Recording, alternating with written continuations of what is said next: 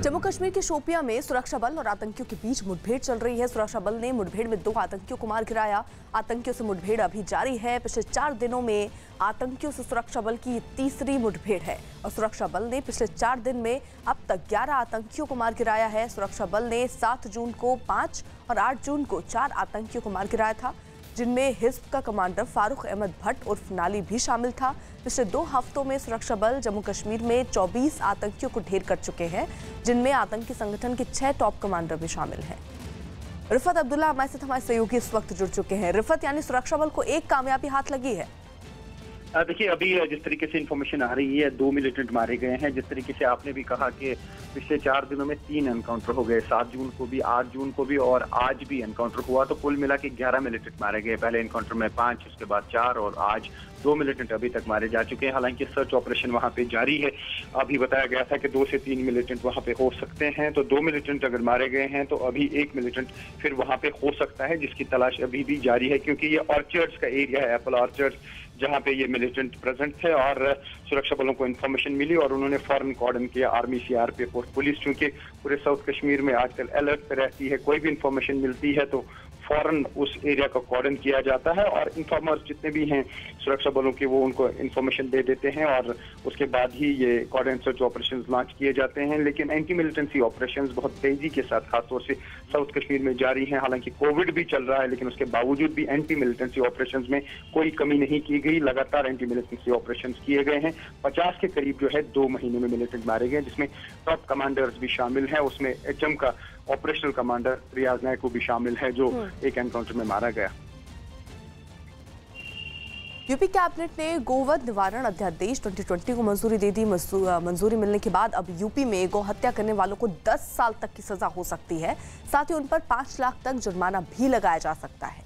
इतना ही नहीं, अंगों को नुकसान पहुंचाने पर भी 1 से 7 साल तक की जेल और 3 लाख रुपए का जुर्माना लगेगा।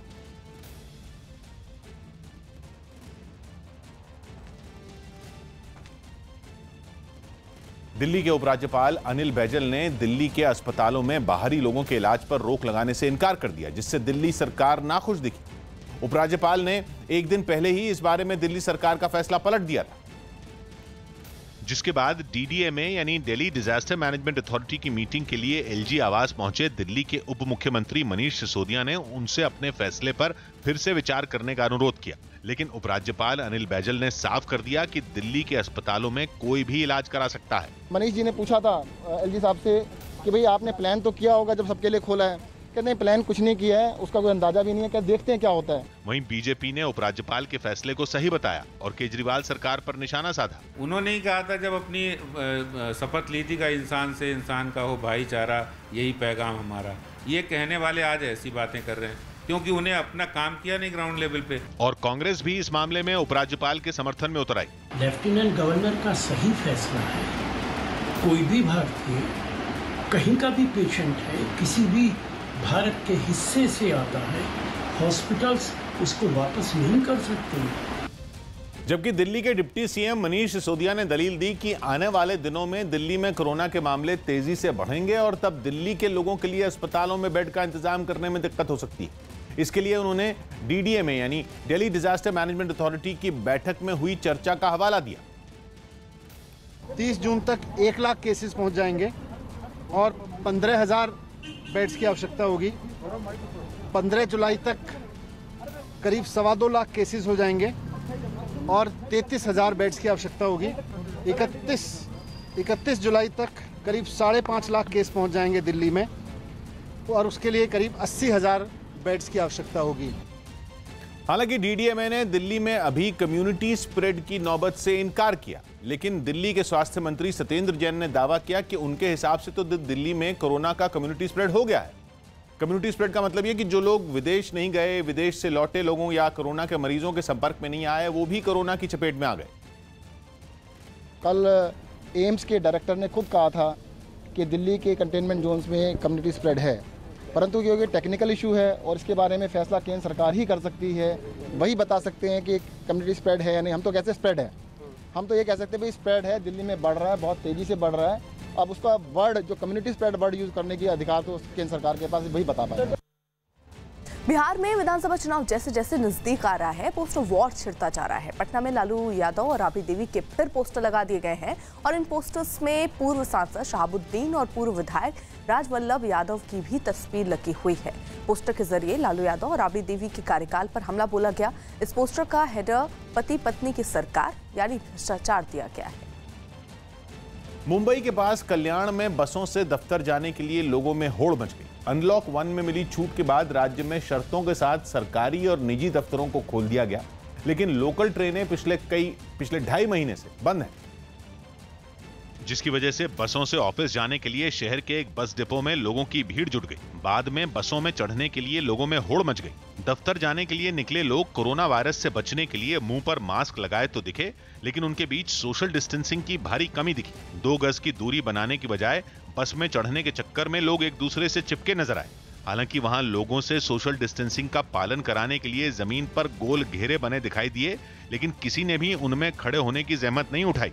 इसी तरह की एक तस्वीर मुंबई के पास डोंबिवली से भी आई, जहां दफ्तर जाने के लिए एक बस स्टॉप पर लोगों की लंबी लाइन दिखाई दी। कोरोना से बचने के लिए ज्यादातर लोग मुंह को मास्क और कपड़े से ढके दिखे, लेकिन लाइन में खड़े लोग एक दूसरे से जरूरी दूरी बनाना भूल गए। एक दिन पहले अमित शाह पर ट्विटर के जरिए निशाना साधने वाले कांग्रेस के पूर्व अध्यक्ष राहुल गांधी ने इस बार रक्षा मंत्री राजनाथ सिंह पर हमला किया। राहुल गांधी के अमित शाह पर कटाक्ष के बाद राजनाथ ने कांग्रेस की हालत कमजोर होने का दावा किया था। अब इस पर राहुल ने पलटवार करते हुए फिर चीन से जुड़े विवाद को मुद्दा बनाया और पूछा कि क्या लद्दाख में चीन ने भारतीय क्षेत्र पर कब्जा कर लिया है। राहुल के ट्वीट पर बीजेपी ने उन्हें अपनी सेना और सरकार पर भरोसा रखने की नसीहत दी है। चाइना जो दुष्प्रचार कर रहा है, उस दुष्प्रचार का शिकार न राहुल गांधी जी को होना चाहिए, न उनको दूसरे को इसके दुष्प्रचार का शिकार बनाना चाहिए। हमें पूरी तरह अपनी सेना पर, अपने सरकार पर भरोसा करते हैं। राहुल जी को भी अपनी सेना और सरकार पर भरोसा करना चाहिए। मोदी सरकार की 1 साल की उपलब्धियां बताने के लिए बीजेपी ने पश्चिम बंगाल जनसंवाद रैली की। रैली के जरिए केंद्रीय गृह मंत्री अमित शाह ने बंगाल की ममता सरकार पर निशाना साधा। अमित शाह ने ममता सरकार को सीएए, राजनीतिक हिंसा और केंद्र की योजनाएं लागू नहीं करने के मुद्दे पर घेरा। भले ही इस वर्चुअल रैली के लिए केंद्रीय गृह मंत्री अमित शाह दिल्ली के बीजेपी मुख्यालय में मौजूद थे, लेकिन मंच संचालन कोलकाता से हुआ और इसमें वो सारे तौर तरीके अपनाए गए जिससे ये रैली बंगाल में होने का एहसास हो। अमित शाह स्वागतम, अमित जी स्वागतम, अमित जी स्वागतम। रैली में अमित शाह ने लोकसभा चुनावों में मिली जीत का जिक्र किया, लेकिन उनकी निगाहें पश्चिम बंगाल विधानसभा चुनावों पर भी लगी महसूस की गईं। भले भारतीय जनता पार्टी को 303 सीटें देश भर से मिली है, मगर मेरे जैसे कार्यकर्ता के लिए सबसे महत्वपूर्ण सीटें हैं बंगाल की 18 सीटों पर भारतीय जनता पार्टी का विजय। केंद्रीय गृह मंत्री ने कोरोना के दौर में दूसरे राज्यों में फंसे बंगाल के मजदूरों की गांव वापसी में ममता सरकार पर रोड़े अटकाने का आरोप लगाया और ऐसे मजदूरों के बहाने राज्य सरकार पर निशाना साधा। ये कोरोना एक्सप्रेस आपने जो कहा है, बंगाली श्रमिकों का, बंगाली मजदूरों का जो अपमान किया है, ये कोरोना एक्सप्रेस ही आपको बंगाल के बाहर एग्जिट करने का एक गेटवे बन जाएगी। बंगाल पर बीजेपी की नजर को भांपकर तृणमूल कांग्रेस के नेता और ममता बनर्जी के भतीजे अभिषेक बनर्जी ने पलटवार करने में देर नहीं की। अभिषेक बनर्जी ने ट्विटर पर चीन से तनाव का मुद्दा उठाया और केंद्र सरकार पर तंज कसा। जाहिर है अमित शाह की रैली से बंगाल में सियासी सरगर्मी तेज हो गई। बताया गया कि बंगाल के ग्रामीण इलाकों में बड़े पैमाने पर इंटरनेट सेवाएं बंद होने की शिकायत आई। बीजेपी ने आरोप लगाया कि ऐसा राज्य सरकार के इशारे पर किया गया ताकि अमित शाह की वर्चुअल रैली में खलल पड़े और लोग इस रैली को नहीं देख पाए। इस शिकायत को लेकर बीजेपी के कुछ नेता सांसद सौमित्र खान के साथ राज्यपाल जगदीप धनखड़ से मिले। बीजेपी के नेताओं ने आरोप लगाया कि ममता सरकार पहले भी बीजेपी की रैलियों में अड़चन पैदा करती रही है। ये प्रचलित है यहाँ पे पश्चिम बंगाल। जब हम गणतंत्र बचाओ आंदोलन किए थे, हम लोग कुछ बिहार में थे, तो हमको ये दिखा कि पूरे उस इलाके के केबल नेटवर्क बंद कर दिया गया था। चीन ने अपने एक मानव रहित पनडुब्बी का ट्रायल किया है और इसे समंदर में 10,000 मीटर से भी ज्यादा की गहराई में उतारकर एक रिकॉर्ड बना दिया है। खबर है कि ये पनडुब्बी समंदर में 4 बार 10,000 मीटर से ज्यादा की गहराई में गई। अप्रैल में अभियान पर निकले चीनी रिसर्चरों ने कई पैमानों पर इस पनडुब्बी को परखा। समंदर में रहने के वक्त इस पनडुब्बी ने उसकी कुछ तस्वीरें भी ली, साथ ही कुछ सैंपल भी इकट्ठा किए। अनलॉक 1 में रियायत के बाद नियमों के तहत मध्य प्रदेश में 12वीं की बोर्ड परीक्षाएं शुरू हो गई। कोरोना वायरस की वजह से ये परीक्षाएं बीच में ही रोक दी गई। कोरोना संकट के बीच जरूरी दिशा निर्देशों का पालन करते हुए कई छात्र भोपाल के एक परीक्षा केंद्र पर भी पहुंचे, जहां परीक्षा केंद्र के गेट पर सभी छात्रों के हाथ सैनिटाइज करवाए गए और फिर एक एक कर उनकी स्क्रीनिंग की गई। नियमों के तहत सभी छात्र मास्क लगाकर परीक्षा देने पहुंचे। परीक्षा केंद्र के अंदर भी हर एक कमरे में छात्रों को इस तरीके से बैठाया गया जिससे उनके बीच जरूरी दूरी बनी रह सके। छात्रों के अलावा परीक्षा ड्यूटी पर तैनात टीचर भी पूरे सुरक्षा इंतजाम के साथ पहुंचे। टीचर्स भी अपने सारे मास्क लगाए हुए हैं, हैंड ग्लव्स पहने हुए हैं, सैनिटाइजर है, सब यहाँ व्यवस्था भी की गई। भोपाल के अलावा मंदसौर के एक परीक्षा केंद्र पर भी इसी तरह की सख्ती देखने को मिली। वहां पहुंचे छात्रों की स्क्रीनिंग के बाद साबुन और पानी से उनके हाथ धुलवाए गए और फिर हाथों को सैनिटाइज करने के बाद ही उन्हें अंदर भेजा गया। हालांकि बोर्ड की परीक्षाओं में छात्रों को दूर दूर ही बिठाया जाता है, लेकिन कोरोना संकट की वजह से मंदसौर के परीक्षा केंद्र में एक कमरे के अंदर काफी कम छात्र बैठाए गए। ऐसा इसलिए किया गया ताकि जरूरी दूरी के नियमों का सही तरीके से पालन किया जा सके। बैठक व्यवस्था भी हमने जिस कमरे में पहले 40 थे वहाँ 20 करें, सोशल डिस्टेंसिंग का भी हमने बंद किया है। जम्मू कश्मीर के शोपियां में सुरक्षा बल और आतंकियों के बीच मुठभेड़ चल रही है। सुरक्षा बल ने मुठभेड़ में 2 आतंकियों को मार गिराया। आतंकियों से मुठभेड़ अभी जारी है। पिछले 4 दिनों में आतंकियों से सुरक्षा बल की ये तीसरी मुठभेड़ है और सुरक्षा बल ने पिछले 4 दिन में अब तक 11 आतंकियों को मार गिराया है।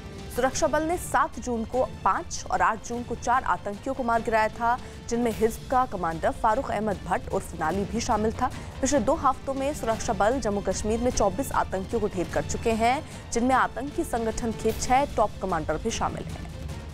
रिफत अब्दुल्ला हमारे साथ हमारे सहयोगी इस वक्त जुड़ चुके हैं। रिफत, फिलहाल क्या ये मुठभेड़ चल रही है? कितने और आतंकी हो सकते हैं अभी? देखिए अर्पिता, अभी जो इन्फॉर्मेशन आ रही है उसके मुताबिक 2 मिलिटेंट मारे गए हैं, 2 बॉडीज रिकवर हुई हैं, क्योंकि ऑर्चर्ड एरिया था, एप्पल ऑर्चर्ड, जहां पे मिलिटेंट प्रेजेंट थे और सुरक्षा बलों को इन्फॉर्मेशन मिली कि वहां पे मिलिटेंट प्रेजेंट है। बहुत जल्द कोऑर्डिनेट सर्च ऑपरेशन शुरू किया गया और जल्दी फायरिंग का सिलसिला शुरू हुआ। 2 मिलिटेंटों के मारे जाने की अभी खबर आ रही है। जिस तरीके से आपने कहा कि पिछले 4 या 5 दिनों में जो है 3 एनकाउंटर हो गए और कुल मिला के अभी तक 11 मिलिटेंट मारे गए हैं, क्योंकि जो 7 जून को जो एनकाउंटर हुआ था उसमें 5 मिलिटेंट मारे गए, 8 जून को जो एनकाउंटर हुआ उसमें 4 मिलिटेंट मारे गए और आज अभी तक 2 मिलिटेंट मारे गए हैं। और कुल मिला के पिछले 2 महीने में तकरीबन 50 से 52 मिलिटेंट जो हैं वो मारे गए हैं, जिसमें टॉप कमांडर्स भी शामिल हैं। रियाज नायकू भी रिसेंटली जो है एक एनकाउंटर में पुलवामा में मारा गया और वो यहाँ पे ऑपरेशनल कमांडर था हिजबुल मुजाहिदीन का। और उसके बाद जुनैद सहराई भी एक टॉप कमांडर था हिजबुल मुजाहिदीन का। और भी काफ़ी सारे कमांडर्स थे या डिस्ट्रिक्ट लेवल पे जो मिलिटेंट कमांडर्स थे वो एनकाउंटर्स में मारे गए। तो इसका मतलब ये है कि स्पेसिफिक इंफॉर्मेशन लगातार मिल रही है आर्मी, सीआरपीएफ और पुलिस को मिलिटेंटों के प्रेजेंट होने की, खासतौर से साउथ कश्मीर में, क्योंकि नॉर्थ कश्मीर में भी कुछ एनकाउंटर्स हुए लेकिन साउथ कश्मीर में ज़्यादा एनकाउंटर्स हुए क्योंकि वहाँ पे मिलिटेंट्स की प्रेजेंस भी है। जिस तरीके से डीजीपी ने इससे पहले भी कहा था कि 200 से ज़्यादा मिलिटेंट अभी भी सक्रिय हैं कश्मीर घाटी में और इन्फिल्ट्रेट करके भी कुछ मिलिटेंट आए हैं। तो लगातार जिस तरीके से एक के बाद एक कोऑर्डिनेट सर्च ऑपरेशन शुरू हो जाते हैं। हालांकि कोरोना वायरस का थ्रेट भी है लेकिन उसके बावजूद भी सिक्योरिटी फोर्सेज ने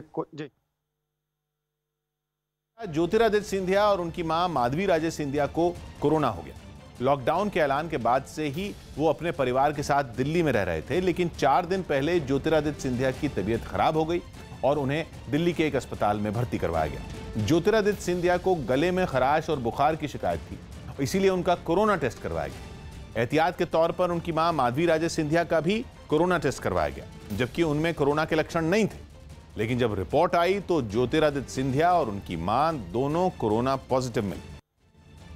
गुजरात के अरावली में पुलिस ने करीब 8.5 करोड़ की शराब को नष्ट कर दिया। इसके लिए शराब की बोतलों को एक बड़े और खुले मैदान में रखा गया और उस पर रोड बनाने के काम वाली आने वाली मशीन चलाकर उसे नष्ट कर दिया गया।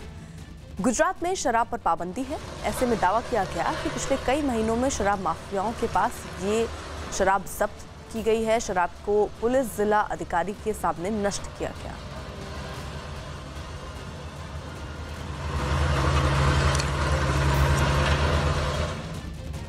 कोरोना से एक डॉक्टर की मौत पर सीएम शिवराज सिंह चौहान ने दुख जताया। मध्य प्रदेश के सीएम शिवराज सिंह चौहान ने कोरोना वायरस की वजह से इंदौर में एक डॉक्टर की मौत पर दुख जताया। इंदौर में कोरोना वायरस से अब तक 4 डॉक्टरों की मौत हो चुकी है। केंद्रीय स्वास्थ्य मंत्री हर्षवर्धन ने वीडियो कॉन्फ्रेंसिंग के जरिए मंत्रियों के एक समूह की बैठक की अध्यक्षता की। कोरोना वायरस से ठीक होने के बाद उत्तर दिल्ली की DCP Monika Bhardwaj duty join करने अपने दफ्तर पहुंची, जहां स्टाफ ने उनका स्वागत किया।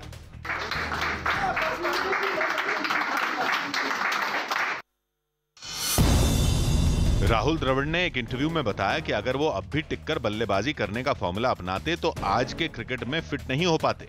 साथ ही उन्होंने विराट कोहली और रोहित शर्मा के तेजी से बल्लेबाजी करने पर उनकी तारीफ की।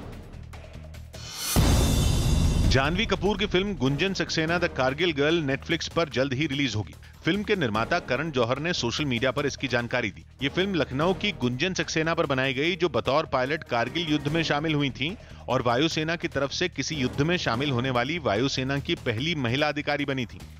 1999 के कारगिल वॉर में गुंजन सक्सेना ने चीता हेलीकॉप्टर उड़ाया, देश की रक्षा की और वॉर जोन में जाने वाली पहली वुमेन एयरफोर्स ऑफिसर बनके हिस्ट्री बदल।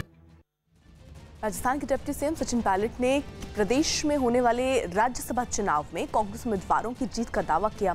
साथ ही उन्होंने बीजेपी पर 2 उम्मीदवारों को मैदान में उतारकर मामले को उलझाने का आरोप लगाया। भाजपा ने एक और उम्मीदवार खड़ा किया है ताकि चुनाव हो, अनअपोज चुनाव ना हो, लेकिन इस प्रकार भ्रम फैलाकर कुछ हासिल होने वाला नहीं है, ऐसा मैं मानता हूं। वहीं बीजेपी ने सचिन पायलट के आरोपों पर पलटवार किया और कांग्रेस के सभी आरोपों को गलत ठहराया।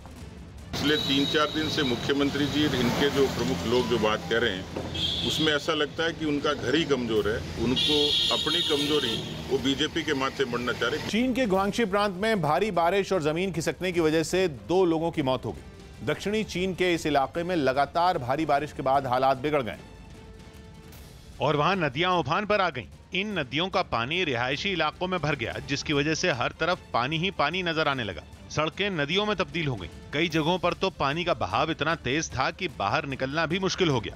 बारिश और बाढ़ के अलावा जमीन खिसकने से भी हालात और बिगड़ गए। जमीन खिसकने की वजह से इलाके के कई मकान बर्बाद हो गए, जबकि कईयों के अंदर कीचड़ और मलबा भर गया। लोगों की मदद के लिए वहां राहत बचाव की कई टीमें तैनात की गईं, जो मलबे में फंसे लोगों को निकालती नजर आईं। बाढ़ में कई बुजुर्ग और बच्चे भी फंस गए थे, जिन्हें रस्सियों और नावों की मदद से बचाया गया। कुछ दूसरे इलाकों में भी यही हालात नजर आए। एक जगह तो कुछ लोग सड़क पर बह रहे पानी में मछलियां पकड़ते नजर आए।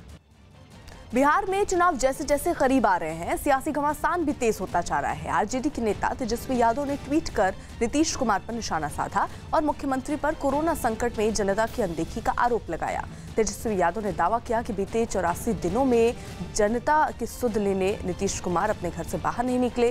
तेजस्वी का आरोप है कि नीतीश कोरोना के डर से घर से बाहर नहीं निकल रहे हैं। जिस राज्य का मुखिया 83-84 दिन से नहीं निकला हो, इसका मतलब कहीं न कहीं डर है। तो नेता विरोधी दल ने कहा है कि अगर आपको किसी बात का डर है तो हम भी साथ चलेंगे, लेकिन आप अब निकलिए। आरजेडी के हमले का जवाब देने में जेडीयू ने देरी नहीं की। जेडीयू ने दावा किया कि तेजस्वी यादव अपने गठबंधन के भीतर मचे घमासान से ध्यान हटाने की कोशिश कर रहे हैं। जेडीयू ने नीतीश कुमार के घर से बाहर नहीं निकलने के आरोपों को खारिज किया और दावा किया कि नीतीश कुमार लगातार बैठकों के जरिए जनता के हित में काम कर रहे हैं। इस शासन की रणनीति, जनता की सेवा की रणनीति नीतीश कुमार जी खुद तय कर सकते हैं। कभी घर से समीक्षा बैठक कर सकते हैं, कभी कार्यालय जाकर के कैबिनेट की मीटिंग कर सकते हैं। ये आज़ादी लालू जी को नहीं है। तो तेजस्वी जी ये फ़र्क अगर नहीं समझ पा रहे हैं, और तेजस्वी जी को स्वीकार कौन कर रहा है? आज जीतन राम मांझी ने कहा कि गठबंधन में कोई नेता तय नहीं है। दिल्ली के नजदीक नोएडा में पूर्व विधायक गुड्डू पंडित के खिलाफ सोशल डिस्टेंसिंग का नियम तोड़ने के आरोप में पुलिस ने केस दर्ज कर लिया। उत्तर प्रदेश के बुलंदशहर की डिबाई विधानसभा सीट से 2 बार विधायक रह चुके गुड्डू पंडित उस वक्त चर्चा में आए जब उनका एक वीडियो सोशल मीडिया पर वायरल हुआ, जिसमें वो अपने समर्थकों के साथ हाईवे पर सोशल डिस्टेंसिंग के नियम का पालन नहीं करते हुए फरसे से केक काटते दिखाई दिए। कोरोना वायरस से बचने के लिए 2 गज की दूरी बनाए रखने की बजाय पूर्व विधायक गुड्डू पंडित और उनके समर्थक एक दूसरे को केक खिलाते दिखे। कई लोग तो एक साथ तस्वीरें लेते नजर आए। यही नहीं, भीड़ में शामिल कोई भी आदमी कोरोना से बचने के लिए मास्क लगाए नहीं दिखा। खुद गुड्डू पंडित ने भी मास्क लगाने की जरूरत नहीं समझी। केक काटने के बाद वहां मौजूद लोगों ने पूर्व विधायक के समर्थन में नारेबाजी की। बाद में गुड्डू पंडित का अपने समर्थकों के साथ केक काटने का वीडियो सोशल मीडिया पर वायरल हो गया, जिसके बाद पुलिस ने सोशल डिस्टेंसिंग का नियम तोड़ने के आरोप में उनके खिलाफ केस दर्ज कर लिया। थाना दादरी पर अभियोग पंजीकृत किया गया है, अग्रिम वैधानिक कार्रवाई की जाएगी। मामले ने जब तूल पकड़ा तो पूर्व विधायक गुड्डू पंडित सामने आए और उन्होंने इस पूरी घटना पर अपनी सफाई दी। कुछ लड़के हाईवे पर अपना जन्मदिन मना रहे थे, उन्होंने मेरी गाड़ी पे केक रख दिया, भैया एक केक काट दीजिए और चले जाइए। तो मैंने वो केक काट दिया और समझाया नौजवानों को। केंद्र सरकार ने मंत्रालयों और विभागों में कोरोना के बढ़ते मामलों को देखते हुए अपने कर्मचारियों के लिए नए दिशा निर्देश जारी किए, जिनके मुताबिक सिर्फ उन कर्मचारियों को ऑफिस आने के लिए कहा गया जिनमें कोरोना के लक्षण नहीं हैं। अगर किसी कर्मचारी को सर्दी, खांसी या बुखार है तो उससे घर पर ही रहने को कहा गया। कंटेनमेंट जोन में रहने वाले अधिकारी और कर्मचारी घर से ही काम करेंगे। इसके अलावा एक दिन में 20 से ज्यादा कर्मचारी ऑफिस में काम नहीं करेंगे। यही नहीं, अगर एक केबिन में 2 अधिकारी हैं तो वो एक दिन छोड़कर दफ्तर आएंगे। ऑफिस आने वाले सभी कर्मचारियों को पूरे समय मास्क लगाना और एक दूसरे से सोशल डिस्टेंसिंग बनाना जरूरी होगा। लॉकडाउन खुलने के बाद मास्क की आड़ में अपराध बढ़ने की आशंका से मध्य प्रदेश पुलिस ने बैंकों, वित्तीय संस्थाओं और गहनों की दुकानों की सुरक्षा के लिए एक सर्कुलर निकाला, जिसके तहत वहां आने वाले लोगों को एंट्री से पहले वहां लगे सीसीटीवी कैमरों के आगे कुछ देर के लिए अपना मास्क हटाना होगा। पुलिस के इस सर्कुलर का पालन करने की एक तस्वीर राजधानी भोपाल में देखने को मिली, जहां एक बैंक में आने वाले लोगों को बैंक में घुसने से पहले मास्क हटाकर वहां एंट्री पर लगे सीसीटीवी कैमरे की तरफ देखने को कहा गया, ताकि उनकी तस्वीर सीसीटीवी कैमरे में रिकॉर्ड हो जाए और मास्क की आड़ में बदमाश अपना चेहरा छुपाकर लूटपाट की वारदात को अंजाम न दे पाए।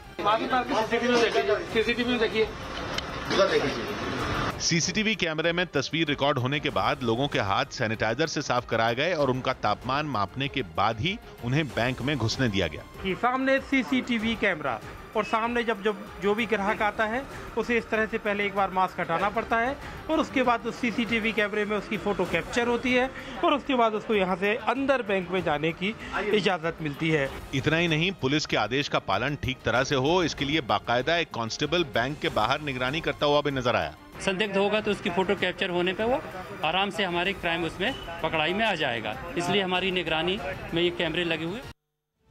अनलॉक 1 में केरल और तमिलनाडु की सीमा पर हिंदू रीति रिवाज के हिसाब से शादी हुई। मार्च में तय हुई ये शादी लॉकडाउन की वजह से टाल दी गई थी, लेकिन अनलॉक 1 में सरकार से इजाजत लेकर केरल और तमिलनाडु की सीमा पर इस जोड़े की शादी हुई ताकि नियम न टूटे। इस दौरान दूल्हा और दुल्हन के परिवार वाले अपने अपने राज्य की सीमा पर पहुंचे और बीच में एक दरी बिछाकर कुछ लोग वहां पर सामान रखते नजर आए, जिसके बाद दूल्हे ने दुल्हन को अंगूठी पहनाई और बेहद सादगी से जयमाल की रस्म निभाई गई। इसके बाद वहां मौजूद पुलिसकर्मी ने दूल्हा दुल्हन को हाथ साफ करने के लिए सैनिटाइजर भी दिया। वहीं इस शादी में दूल्हा दुल्हन ने सभी रस्मों के दौरान मास्क लगाए रखा। बेहद सादगी से हुई इस शादी में शामिल लोगों ने भी मास्क और सोशल डिस्टेंसिंग का खास ख्याल रखा। शादी के बाद दुल्हन ने हाथ हिलाकर अपने परिवार से विदा ली। वहीं कम खर्च और सादगी से हुई इस शादी की लोगों ने भी खूब तारीफ की। दुल्हन के पिता ने बताया कि लॉकडाउन की वजह से लंबे समय तक शादी टल गई थी, क्योंकि बारात लेकर दूसरे राज्य आने जाने की छूट नहीं थी। इसलिए अनलॉक 1 में प्रशासन की ओर से इजाजत मिलने के बाद दोनों राज्यों की सीमा पर शादी करने का फैसला लिया गया। कोरोना संकट के बीच बांग्लादेश की राजधानी ढाका में पुलिस वालों ने योग किया। कोरोना के इस दौर में पुलिस कर्मियों को शारीरिक और मानसिक रूप से तंदुरुस्त रखने के लिए योग शिविर लगाया गया, जिसमें कई पुलिस वालों ने हिस्सा लिया और वो एक खुले मैदान में बैठकर योग करते नजर आए। पुलिसकर्मी वहां पर कपालभाति और धनुरासन समेत योग के कई आसन करते दिखाई दिए। जवानों के अलावा अधिकारियों ने भी योग की मदद से अपने तनाव को कम किया। सामने बैठे ट्रेनर उन्हें सही ढंग से योग करने का तरीका बताते नजर आए। शारीरिक मानसिक स्ट्रंग থাকতে হবে, এই ক্ষেত্রে योगाটা খুবই উপকারী বলে আমি মনে করছি। पुलिस वालों को ज्यादातर वो आसन करवाए गए जिनसे उनकी इम्यूनिटी बढ़े और ड्यूटी के दौरान उनका तनाव भी कम हो। इस दौरान सोशल डिस्टेंसिंग का भी पूरा ध्यान रखा गया और सभी को एक दूसरे से जरूरी दूरी पर बैठाकर ही योग करवाया गया। মনোবলটাকে চাঙ্গা রাখা যায়, তারই ধারাবাহিকতায় আমাদের আজকের এই যোগ ব্যায়াম। लॉकडाउन की वजह से प्रयागराज में संगम तट पर नाव चलाने वालों के सामने रोजी रोटी का संकट खड़ा हो गया है। अनलॉक 1 में भी इन्हें संगम में लोगों को सैर कराने के लिए नाव चलाने की इजाजत नहीं मिली, जिसकी वजह से नाव चलाने वाले मायूस हो गए। संगम तट पर कई नाव खड़ी दिखाई दी। संगम के दर्शन के लिए कुछ लोग भी वहां पहुंचे, लेकिन इजाजत नहीं होने की वजह से उन्हें नावों पर नहीं बैठाया गया। करीब 2.5 महीने से इसी तरह बंद पड़ी नावों की वजह से इस कारोबार से जुड़े लोगों के सामने मुश्किलें बढ़ गईं। नाव नहीं चल रही है, हम लोग गरीब आदमी हैं, सब परेशान हैं। 3-3 महीने से बैठे हुए हैं, रोजी रोटी हमारी लोग नहीं चल रही है। इन लोगों ने शर्तों के साथ गंगा नदी में लोगों को सैर कराने के लिए नाव चलाने देने की सरकार से अपील भी की। सरकार से हमारी मांग है, जिस प्रकार से सारे चीजों को खोल दी गई है सोशल डिस्टेंसिंग को देखते हुए, उसी प्रकार से सोशल डिस्टेंसिंग देखते हुए नाव को भी खोला जाए। एक दिन पहले राजस्थान के बीकानेर और झुंझुनू से जिन 2 लोगों को पाकिस्तान के लिए जासूसी करने के आरोप में पकड़ा गया था, उन्हें पाकिस्तान ने हनी ट्रैप के जरिए फंसाया था। गिरफ्तार किए गए विकास और चिमनलाल पर आरोप है कि पैसों के लालच में उन्होंने भारतीय सेना की अहम जानकारियां पाकिस्तान की खुफिया एजेंसी ISI को दी। ये बात भी सामने आई कि ISI से जुड़ी एक महिला ने फेसबुक के जरिए इन दोनों को हनी ट्रैप में फंसाया और लंबे वक्त तक बातचीत करने के बाद दोनों से भारतीय सेना की खुफिया जानकारी निकलवानी। और आरोप है कि जासूसी के लिए विकास को ISI ने पैसे भी दिए, जो उसने अपने भाई के खाते में मंगवाए। पैसों का लेन देन हुआ है और इनके द्वारा कंफर्म है कि ये 75,000 की राशि इन्होंने प्राप्त की है और अपने भाई के अकाउंट से इसने प्राप्त किया है। सीएम अरविंद केजरीवाल का कोरोना टेस्ट नेगेटिव निकला। दिल्ली के सीएम अरविंद केजरीवाल का कोरोना वायरस टेस्ट नेगेटिव निकला। बुखार और गले में खराश की वजह से उनका यह टेस्ट किया गया था। पूर्व प्रधानमंत्री और जेडीएस नेता HD देवेगौड़ा ने बेंगलुरु में राज्यसभा चुनाव के लिए अपना नामांकन दाखिल कर दिया। कांग्रेस नेता मनीष तिवारी की पत्नी की कोरोना वायरस रिपोर्ट नेगेटिव आई, लेकिन उन्होंने दिल्ली की स्वास्थ्य सेवाओं पर सवाल उठाते हुए आरोप लगाया कि राजधानी में उन्हें यह टेस्ट करवाने के लिए काफी परेशानी हुई। मनीष तिवारी के इस ट्वीट पर आम आदमी पार्टी ने नाराजगी जताई। साथ ही केंद्र की स्वास्थ्य योजनाओं और उसके अस्पतालों पर भी सवाल खड़े किए। जम्मू कश्मीर के उरी में पाकिस्तान की तरफ से हुई गोलाबारी में गिरे एक बम को सेना ने नाकाम कर दिया। पाकिस्तान की इस गोलाबारी में कई घरों को भी नुकसान पहुंचा। इंग्लैंड के दौरे के लिए पाकिस्तान क्रिकेट बोर्ड ने यूनिस खान को टीम का बल्लेबाजी कोच जबकि मुश्ताक अहमद को स्पिन गेंदबाजी कोच नियुक्त किया। इसके अलावा मिसबाउल हक टीम के मुख्य कोच बने रहेंगे। और बड़ी खबर इस वक्त की, पाकिस्तान ने फिर से सीजफायर का उल्लंघन किया है। दरअसल जम्मू के राजौरी में पाकिस्तान की ओर से गोलीबारी हो रही है। नौसेरा सेक्टर में सुबह 7:30 बजे से ही भारी गोलीबारी जारी है। भारतीय सेना हालांकि मुंह तोड़ जवाब अब देती हुई नजर आ रही है। पवन शर्मा हमारे साथ और अपडेट के साथ जुड़ चुके हैं। पवन, क्या जानकारी?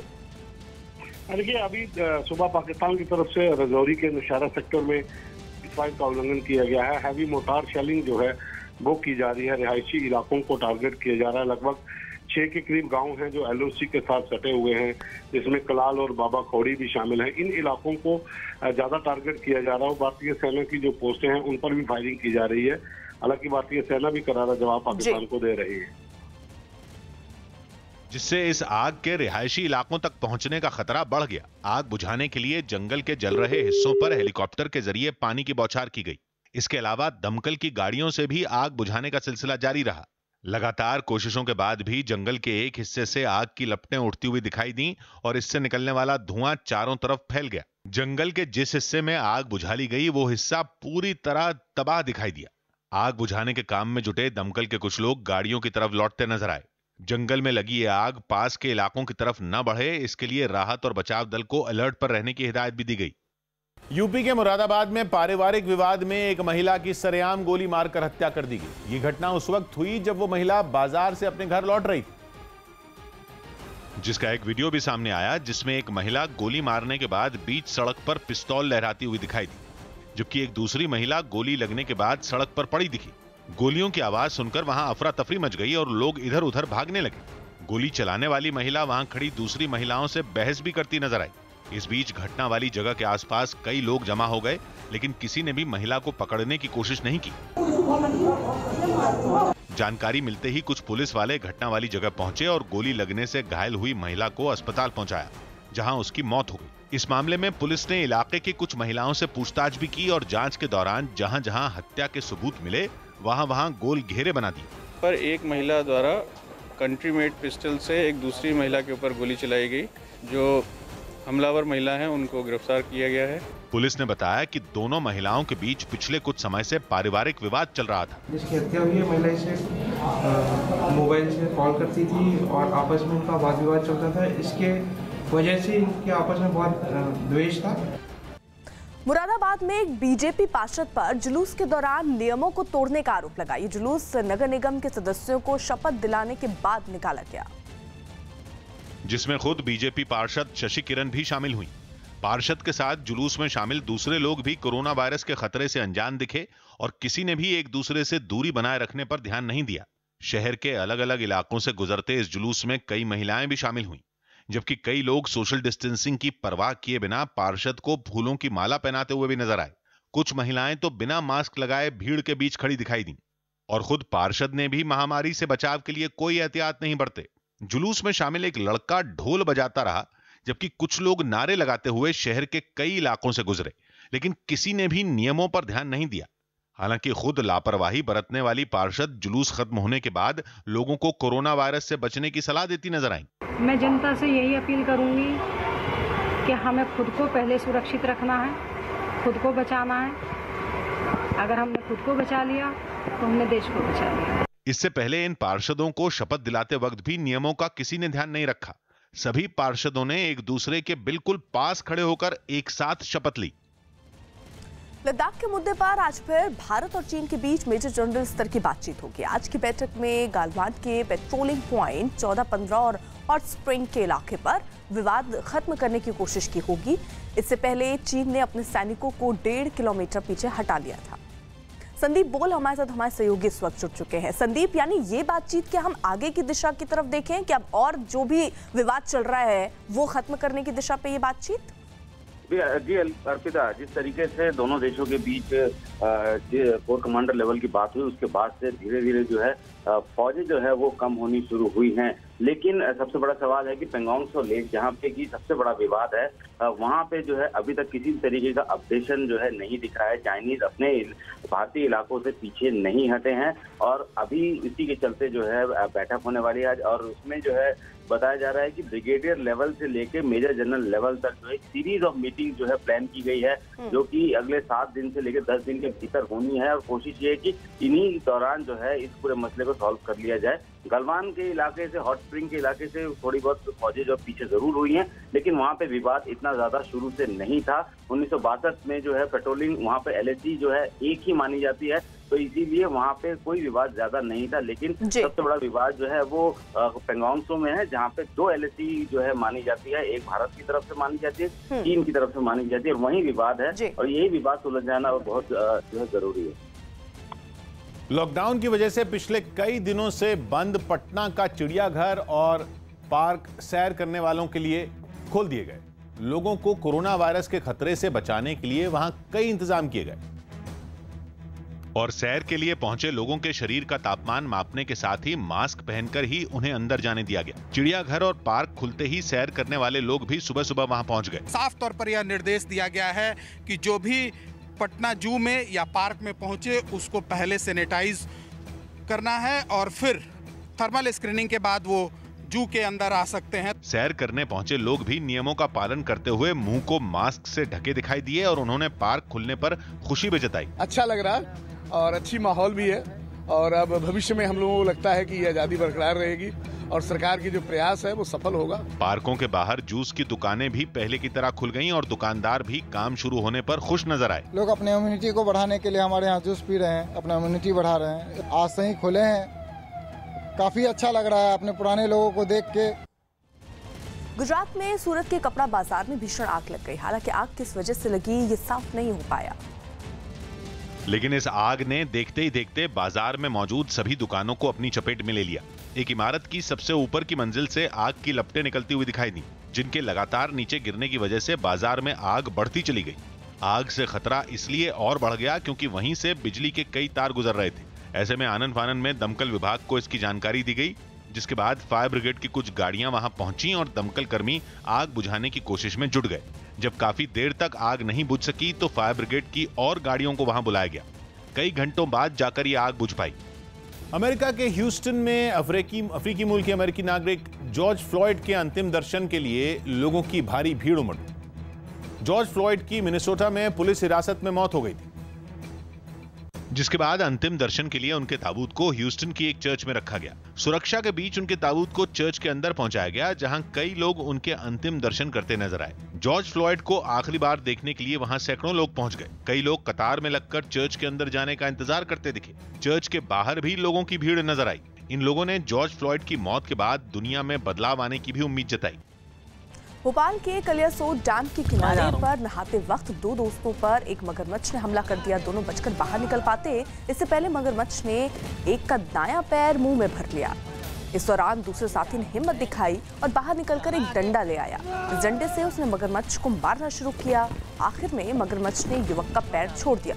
मगरमच्छ के हमले में एक युवक जख्मी हो गया, जिसे अस्पताल में भर्ती कराया गया। एकदम से इनकी ये पैर पकड़ लिया, जान पकड़ा और ये एकदम से चिल्लाया और चिल्लाते के साथ ये अंदर लेके चला गया। क्या था? मगरमच्छ। राज्यसभा चुनावों में अपनी 2 सीट पक्की करने के लिए गुजरात कांग्रेस अपने विधायकों को कुछ गुप्त ठिकानों पर भेजने को मजबूर है। गुजरात में 19 जून को राज्यसभा की 4 सीटों के लिए चुनाव होने हैं। 8 विधायकों के इस्तीफे के बाद कांग्रेस ने बाकी बचे 65 विधायकों को बचाने की कोशिश तेज कर दी और इसी कोशिश की वजह से कांग्रेस पार्टी के वरिष्ठ नेताओं ने विधायकों के 3 गुट बनाकर उन्हें अज्ञात जगहों पर भेज दिया।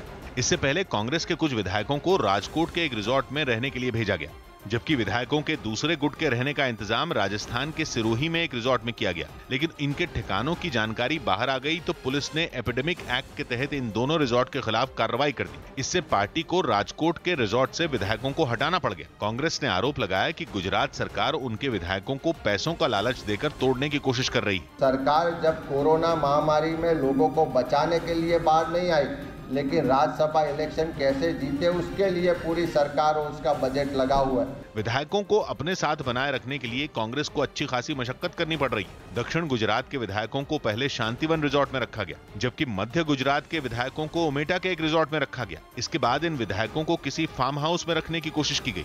बताया गया कि अब सभी विधायकों को अज्ञात जगहों पर रखने की कोशिश की जा रही है। कांग्रेस की हालत ने बीजेपी को पार्टी पर कटाक्ष करने का मौका दे दिया। कांग्रेस मात्र पोताना धारासभ्योने बचाववामां अने छुपाववामां लागी छे।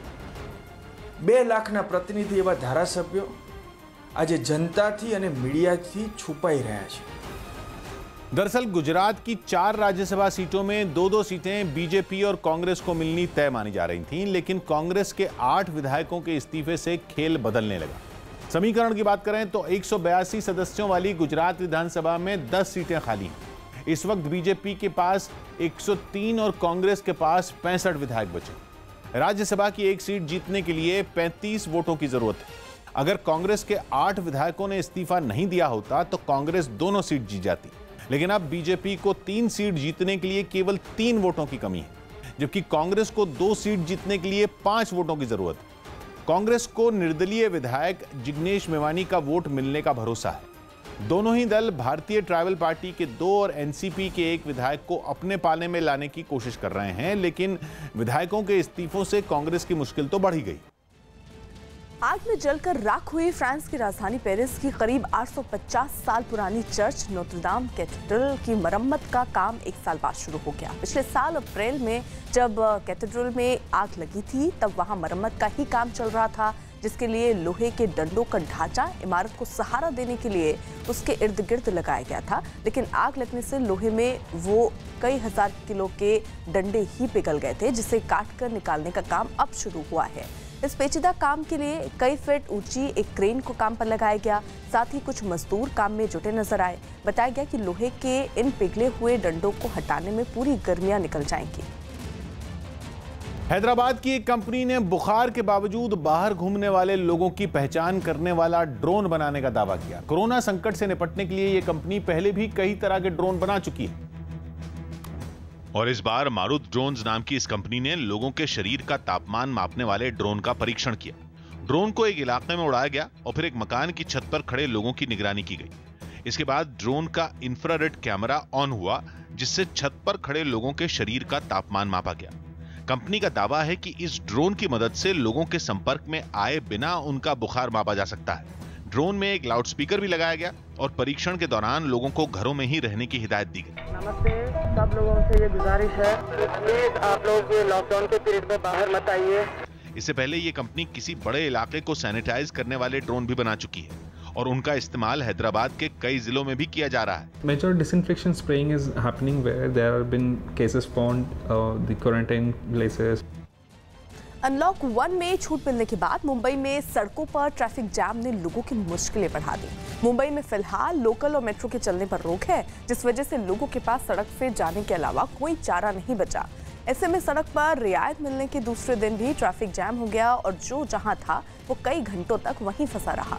सड़क पर गाड़ियां रेंगती दिखी और जहां तक नजर गई वहां तक गाड़ियां ही गाड़ियां दिखाई दी।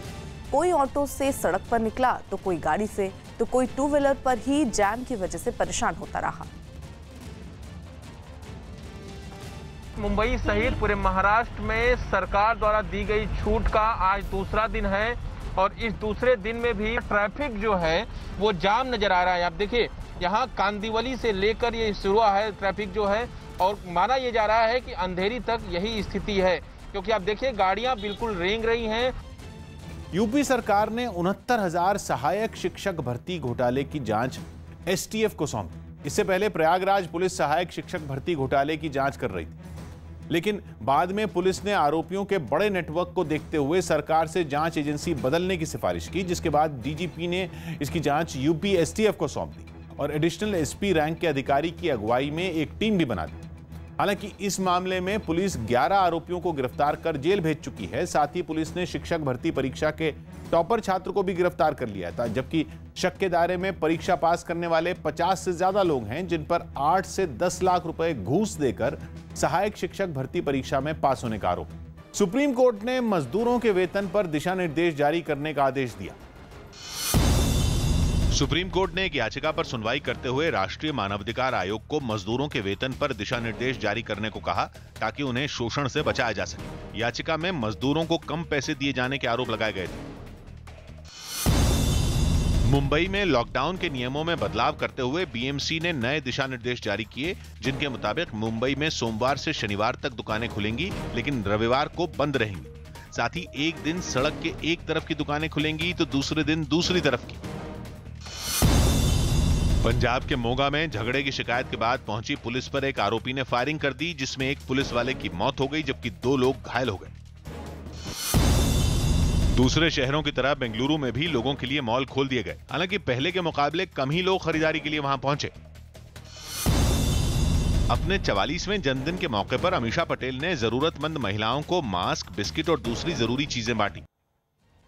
राजस्थान के भीलवाड़ा में एसडीएम के ड्राइवर की हत्या के मामले में सियासत गर्मा गई। भीलवाड़ा के जहाजपुर इलाके में रेत माफिया ने पीछा कर रहे एसएमडी से बचने के लिए उनके ड्राइवर को ट्रैक्टर से कुचल दिया था, जिसके बाद आनन फानन में ड्राइवर को अस्पताल पहुंचाया गया, लेकिन अस्पताल पहुंचने से पहले ही उसकी मौत हो गई और पोस्टमार्टम के बाद शव को उसके परिजनों को सौंप दिया गया। लेकिन ड्राइवर की हत्या के मामले ने तूल पकड़ लिया और इस पर राजनीति शुरू हो गई। रेत माफियाओं से मिलीभगत का आरोप लगाते हुए बीजेपी प्रदेश अध्यक्ष सतीश पुनिया ने गहलोत सरकार को घेरा।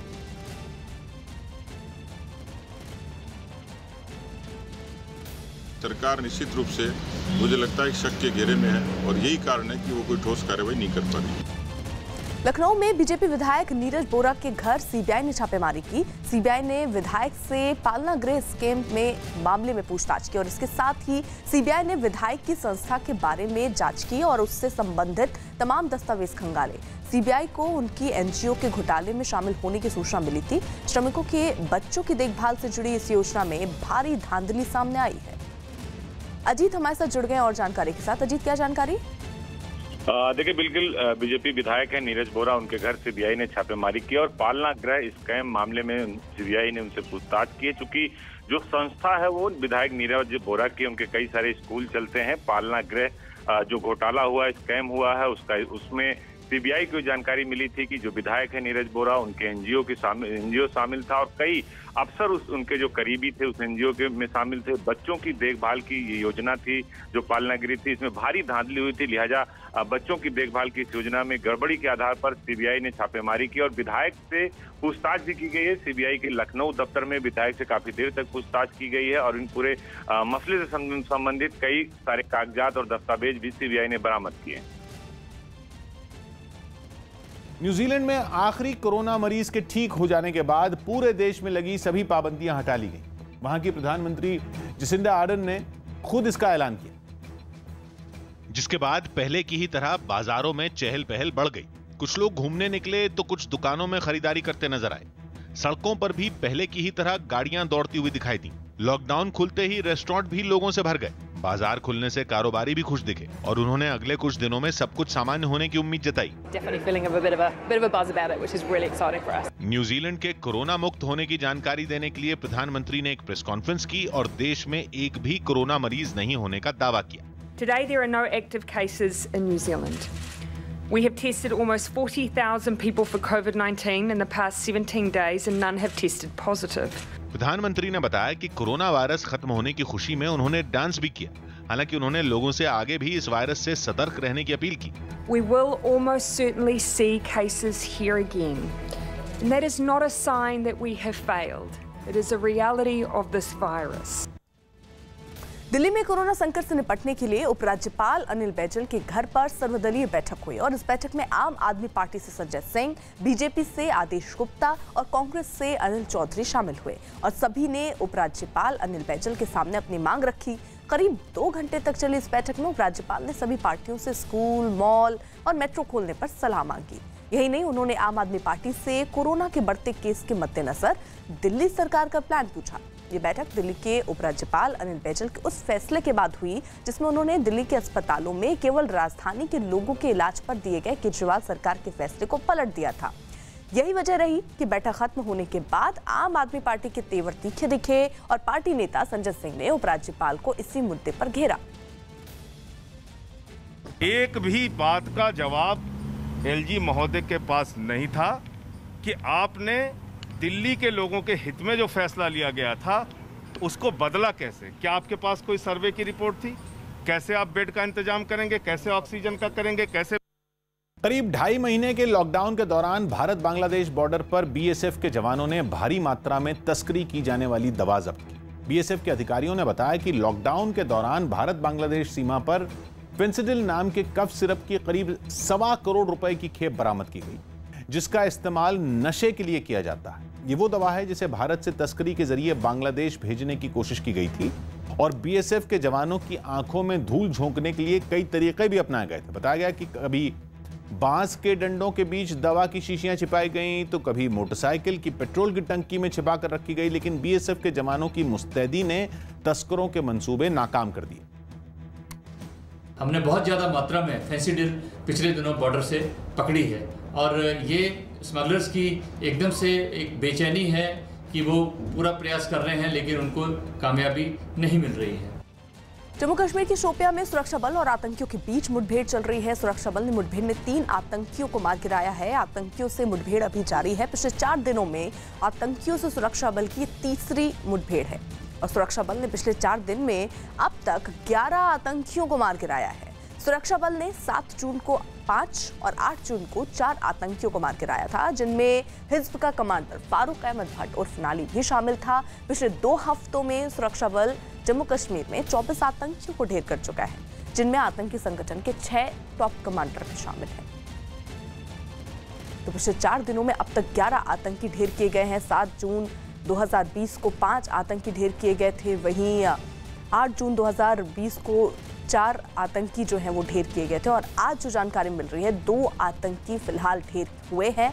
आतंकियों से ये मुठभेड़ अभी भी चल रही है। पूरे इलाके को घेरा गया है क्योंकि देखिए सूचना मिली थी सुरक्षा बल को कि कुछ आतंकी यानी 2 से 3 आतंकियों के होने की संभावना दिख रही थी। उसके बाद पूरे इलाके को घेरा गया और ये मुठभेड़ शुरू हुई, जिसमें एक के बाद एक कामयाबी। कुछ देर पहले खबर थी कि 1 आतंकी ढेर किया गया है और उसी के बाद जानकारी मिली कि 2 आतंकी ढेर कर दिए गए हैं।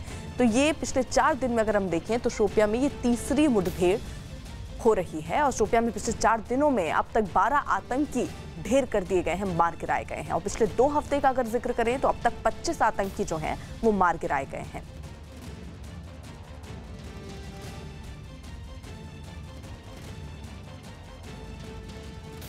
तो जम्मू कश्मीर के शोपियां में दरअसल बड़ी कामयाबी सुरक्षा बल के हाथ लगी है। 2 आतंकियों को अभी तक मार गिराया गया है। इलाके में अभी एक आतंकी और छिपा हो सकता है, इसलिए मुठभेड़ अभी वहां चल रही है। पूरे इलाके को घेर रखा गया है और इस आतंकी से अभी भी मुठभेड़ चल रही है। पिछले 2 हफ्ते में अब तक 25 आतंकी मारे गए हैं। यानी ऐसे कोरोना काल में भी पूरी तरीके से सुरक्षा बल वहां पर एक्टिव है और आतंकी जो भी जानकारी मिल रही है उनसे मुठभेड़ के बाद आतंकियों को ढेर किया जा रहा है।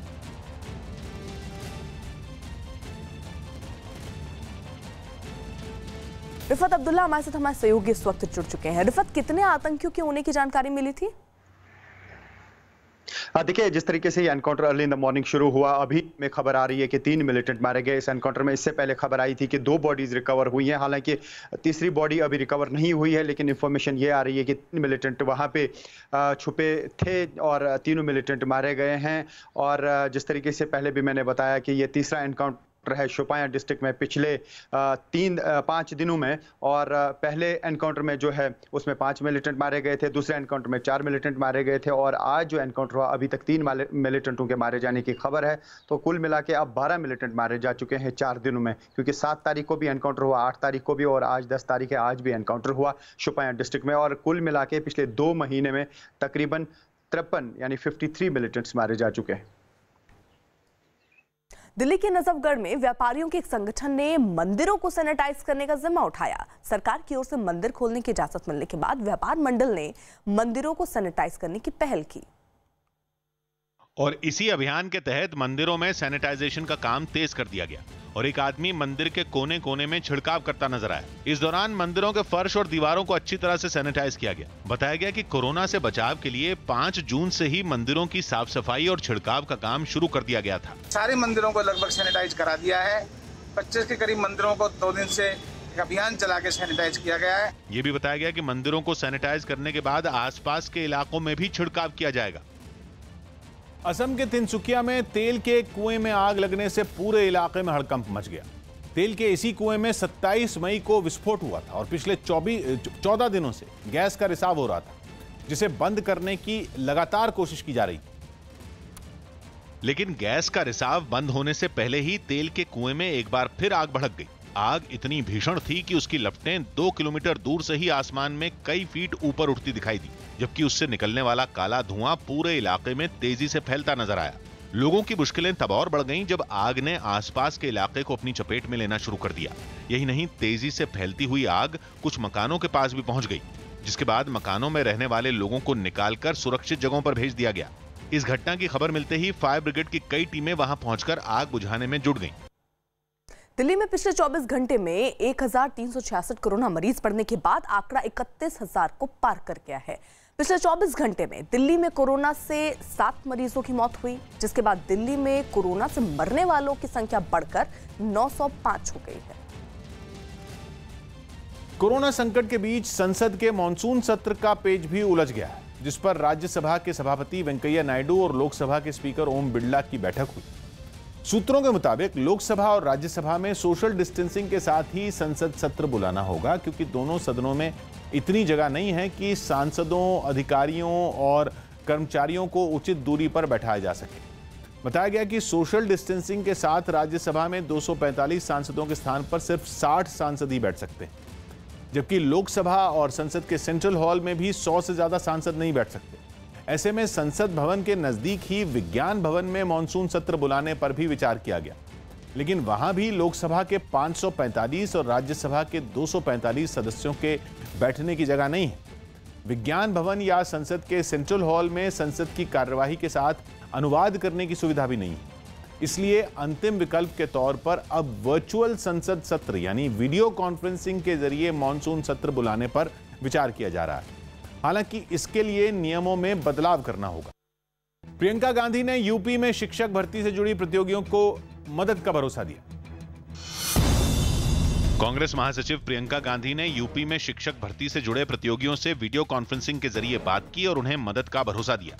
इस दौरान कई प्रतियोगियों ने भर्ती प्रक्रिया में गड़बड़ी का आरोप लगाते हुए अपने साथ अन्याय होने की बात कही। छात्र छात्राओं की रिपोर्ट से ये पता चल रहा है कि इस परीक्षा में बहुत बड़ा घोटाला हुआ है, बहुत ज्यादा भ्रष्टाचार हुआ है।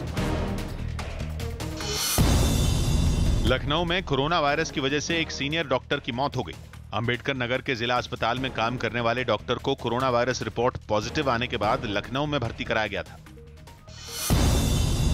दिल्ली पुलिस ने लॉकडाउन के दौरान राजधानी में शुरू किए गए हेल्पलाइन नंबर को बंद कर दिया। पुलिस ने लॉकडाउन के दौरान इस हेल्पलाइन नंबर पर 54,000 कॉल आने का दावा किया। इस हेल्पलाइन नंबर से कर्फ्यू पास जारी कर और दूसरे तरीकों से कई जरूरतमंदों की मदद की गई। राजस्थान के चुरू में एक अस्पताल के मेडिकल स्टाफ के कुछ मैसेज सोशल मीडिया पर वायरल हो गए, जिसमें एक धर्म विशेष के लोगों का इलाज नहीं करने की बात कही गई। अब इस मामले में डॉक्टर समेत 3 कर्मचारियों पर केस दर्ज किया गया। पुलिस द्वारा इस संबंध में मुकदमा दर्ज किया गया है। पुलिस जांच करके आगे की कार्रवाई कर रही है। पंजाब सरकार ने गुरुद्वारों और मंदिरों में लंगर और प्रसाद को बांटने की शर्तों के साथ इजाजत दी थी। मंदिरों और गुरुद्वारे में प्रसाद और लंगर बांटने के दौरान सोशल डिस्टेंसिंग का पालन करना जरूरी होगा। पंजाब सरकार ने इसका नोटिफिकेशन जारी किया है। पंजाब में इसको लंगर और प्रसाद न बांटने को लेकर विरोध हो रहा था और लोग सरकार से इसकी इजाजत देने की मांग कर रहे थे। कोरोना संकट के बीच दक्षिण अफ्रीका के जोहानिसबर्ग में ज्यादातर स्कूल दोबारा खोल दिए गए। कोरोना के खतरे को देखते हुए वहां के सभी स्कूलों को मार्च में ही बंद कर दिया गया था। लेकिन अब स्कूलों को फिर से खोल दिया गया। कई दिनों बाद बच्चे एक बार फिर अपने स्कूल लौटे। इस दौरान उन्होंने जरूरी दूरी बनाए रखने का ख्याल रखा और एक एक कर वो स्कूल के अंदर जाते दिखाई दिए। बच्चों के शरीर का तापमान मापकर ही उन्हें अंदर जाने दिया गया। स्कूल के अंदर भी सुरक्षा के पूरे इंतजाम किए गए। वहां की एक कर्मचारी बच्चों के हाथों को सैनिटाइज करवाती नजर आई। कोरोना से बचाव के लिए क्लासरूम में भी उन्हें एक दूसरे से दूर बैठाया गया। क्लास में पढ़ाई के दौरान सभी के चेहरे मास्क से ढके दिखाई दिए। दिल्ली में आज से शराब सस्ती हो जाएगी। दिल्ली सरकार ने 70% कोरोना सेस वापस ले लिया है। हालांकि दिल्ली सरकार ने शराब पर 5% वैट बढ़ा दिया। शराब के दाम पर अब 25% वैट लगेगा। अब तक 20% वैट शराब पर लागू होता था। दिल्ली में बढ़ते कोरोना के बीच शराब की दुकानों को खोलने का फैसला लिया गया था और इस दौरान शराब की दुकानों पर भारी भीड़ देखी गई थी और इसे रोकने के लिए ही सरकार ने शराब के दामों में 70% कोरोना सेस लगा दिया था, जिसे अब हटा लिया गया है। अमेरिका की हार्वर्ड यूनिवर्सिटी के हार्वर्ड मेडिकल स्कूल की एक रिसर्च में दावा किया गया कि चीन में कोरोना वायरस फैलना अगस्त में ही शुरू हो गया था, जबकि चीन ने 31 दिसंबर को कोरोना वायरस के फैलने से जुड़ी जानकारी दुनिया को दी। हार्वर्ड मेडिकल स्कूल ने सैटेलाइट से ली गई कुछ तस्वीरों को इस दावे का आधार बनाया। ये तस्वीरें चीन के वुहान शहर की हैं, जहां कोरोना वायरस सबसे पहले फैला था। इन तस्वीरों के जरिए दावा किया गया कि अगस्त में ही वुहान के अस्पताल के बाहर गाड़ियों की भारी भीड़ दिखी थी। इसलिए अनुमान यह लगाया गया कि अस्पतालों के बाहर यह भीड़ तेजी से फैल रहे कोरोना वायरस के कारण जमा हुई। हालांकि रिसर्च से जुड़े लोगों ने यह आशंका भी जताई कि शायद चीन को लोगों में फैल रही बीमारी का पता चलने में ही लंबा वक्त लग गया, क्योंकि कोरोना वायरस के लक्षण बहुत कुछ आमतौर पर होने वाले खांसी, जुकाम और बुखार जैसे ही हैं। दिल्ली की केजरीवाल सरकार ने सरकारी और प्राइवेट अस्पताल में बेड की स्थिति क्या है, इसकी जानकारी आम जनता को सीधे पता हो सके, इसके लिए दिल्ली सरकार ने एक आदेश जारी किया है। दिल्ली सरकार के आदेश के मुताबिक सरकारी और प्राइवेट अस्पतालों को मेन गेट पर एक बोर्ड लटकाना होगा, जिसमें इसकी जानकारी देनी होगी। पाकिस्तान की तरफ से हो रही फायरिंग और आतंकी गतिविधियों के बीच जम्मू कश्मीर के पुंछ में सीआरपीएफ के जवानों ने गश्त बढ़ा दी। पिछले कुछ दिनों से सुरक्षा बल की कार्रवाई से बौखलाए आतंकी लगातार कश्मीर के हालात बिगाड़ने की कोशिश में। और यही वजह है कि सीआरपीएफ के जवानों ने सभी भीड़ भाड़ वाले इलाकों में अपनी गश्त बढ़ा दी। शहर की सड़कों पर घूमती सुरक्षा बल की गाड़ियों पर भी जवान तैनात नजर आए। लॉकडाउन में रियायत मिलने के बाद बाजार में बढ़ी लोगों की भीड़ के बीच भी कई जवान दिखाई दिए। इससे पहले अधिकारियों ने भी सभी जवानों को जरूरी दिशा निर्देश देने के साथ ही सतर्क रहने को कहा। और हो सकता है कि पब्लिक के ऊपर भी हमला करे, इसके लिए हम लोगों को तैयार किया गया है और इसी के लिए पुलिस में हम लोगों को ड्यूटी लगाया गया। अधिकारियों ने इन जवानों को किसी भी आतंकी घटना के वक्त कोई लापरवाही नहीं बरतने के भी आदेश दिए। किसी प्रकार का नरमी न बरते ड्यूटी सख्त से सख्त दे। लोगों के बीच तैनात रहने के दौरान सभी जवानों से कोरोना वायरस से बचने के लिए सभी नियमों का पालन करने और एक दूसरे से दूरी बनाए रखने की भी अपील की गई। सेना के 9 पूर्व अधिकारियों ने कांग्रेस के पूर्व अध्यक्ष राहुल गांधी के भारत और चीन के बीच तनाव पर दिए बयान की आलोचना की है। सेना के पूर्व अधिकारियों ने राहुल गांधी के बयानों को गलत सोच से प्रभावित और राष्ट्रीय हितों के खिलाफ बताया। उन्होंने सवाल पूछा कि क्या राहुल गांधी नहीं जानते हैं कि नेहरू ने तिब्बत को प्लेट में सजाकर चीन को सौंप दिया था, जिसके बाद चीन ने सड़क बना ली थी। सेना के पूर्व अधिकारियों ने अपने बयान में विपक्ष को नसीहत दी कि वो चीन के साथ सीमा विवाद का हल निकालने में सरकार के साथ खड़े हों, न कि सवाल उठाएं। वर्ल्ड बैंक ने कोरोना की वजह से पूरी दुनिया में 75 साल की सबसे बड़ी आर्थिक मंदी की चेतावनी दी। साथ ही आम लोगों की आमदनी में भारी गिरावट आने और पूरी दुनिया में गरीबों की संख्या बढ़ने की आशंका भी जताई। वर्ल्ड बैंक की ओर से जारी बयान में बताया गया कि महामारी की वजह से इस साल पूरे विश्व की औसत विकास दर -5.2 यानी शून्य से भी 5.2% नीचे चले जाने का अनुमान है, जो दूसरे विश्व युद्ध यानी 1945 के बाद सबसे बड़ी आर्थिक गिरावट होगी। रिपोर्ट में बताया गया कि इस साल यूरोप और मध्य एशिया के सभी देशों की जीडीपी विकास की दर -4.7 हो सकती है, जबकि अमेरिका समेत दुनिया के सभी विकसित देशों की जीडीपी -7% और दक्षिण अमेरिका के देशों में -7.2% रहने का अनुमान है। और इस साल भारत में भी जीडीपी विकास की दर -3.2 रहने का अंदाजा वर्ल्ड बैंक ने लगाया है, जबकि चीन, जापान समेत पूर्वी एशिया के देशों में औसत विकास दर 0.5% ही रहने का अनुमान है, लेकिन प्लस में। साथ ही वर्ल्ड बैंक ने आम लोगों की औसत आमदनी में 3.6% कमी आने का अंदाजा लगाया है, जो 1870 के बाद सबसे बुरी स्थिति। शिवराज सरकार ने भोपाल में एक मरीज की मौत पर दिल्ली सरकार को घेरा।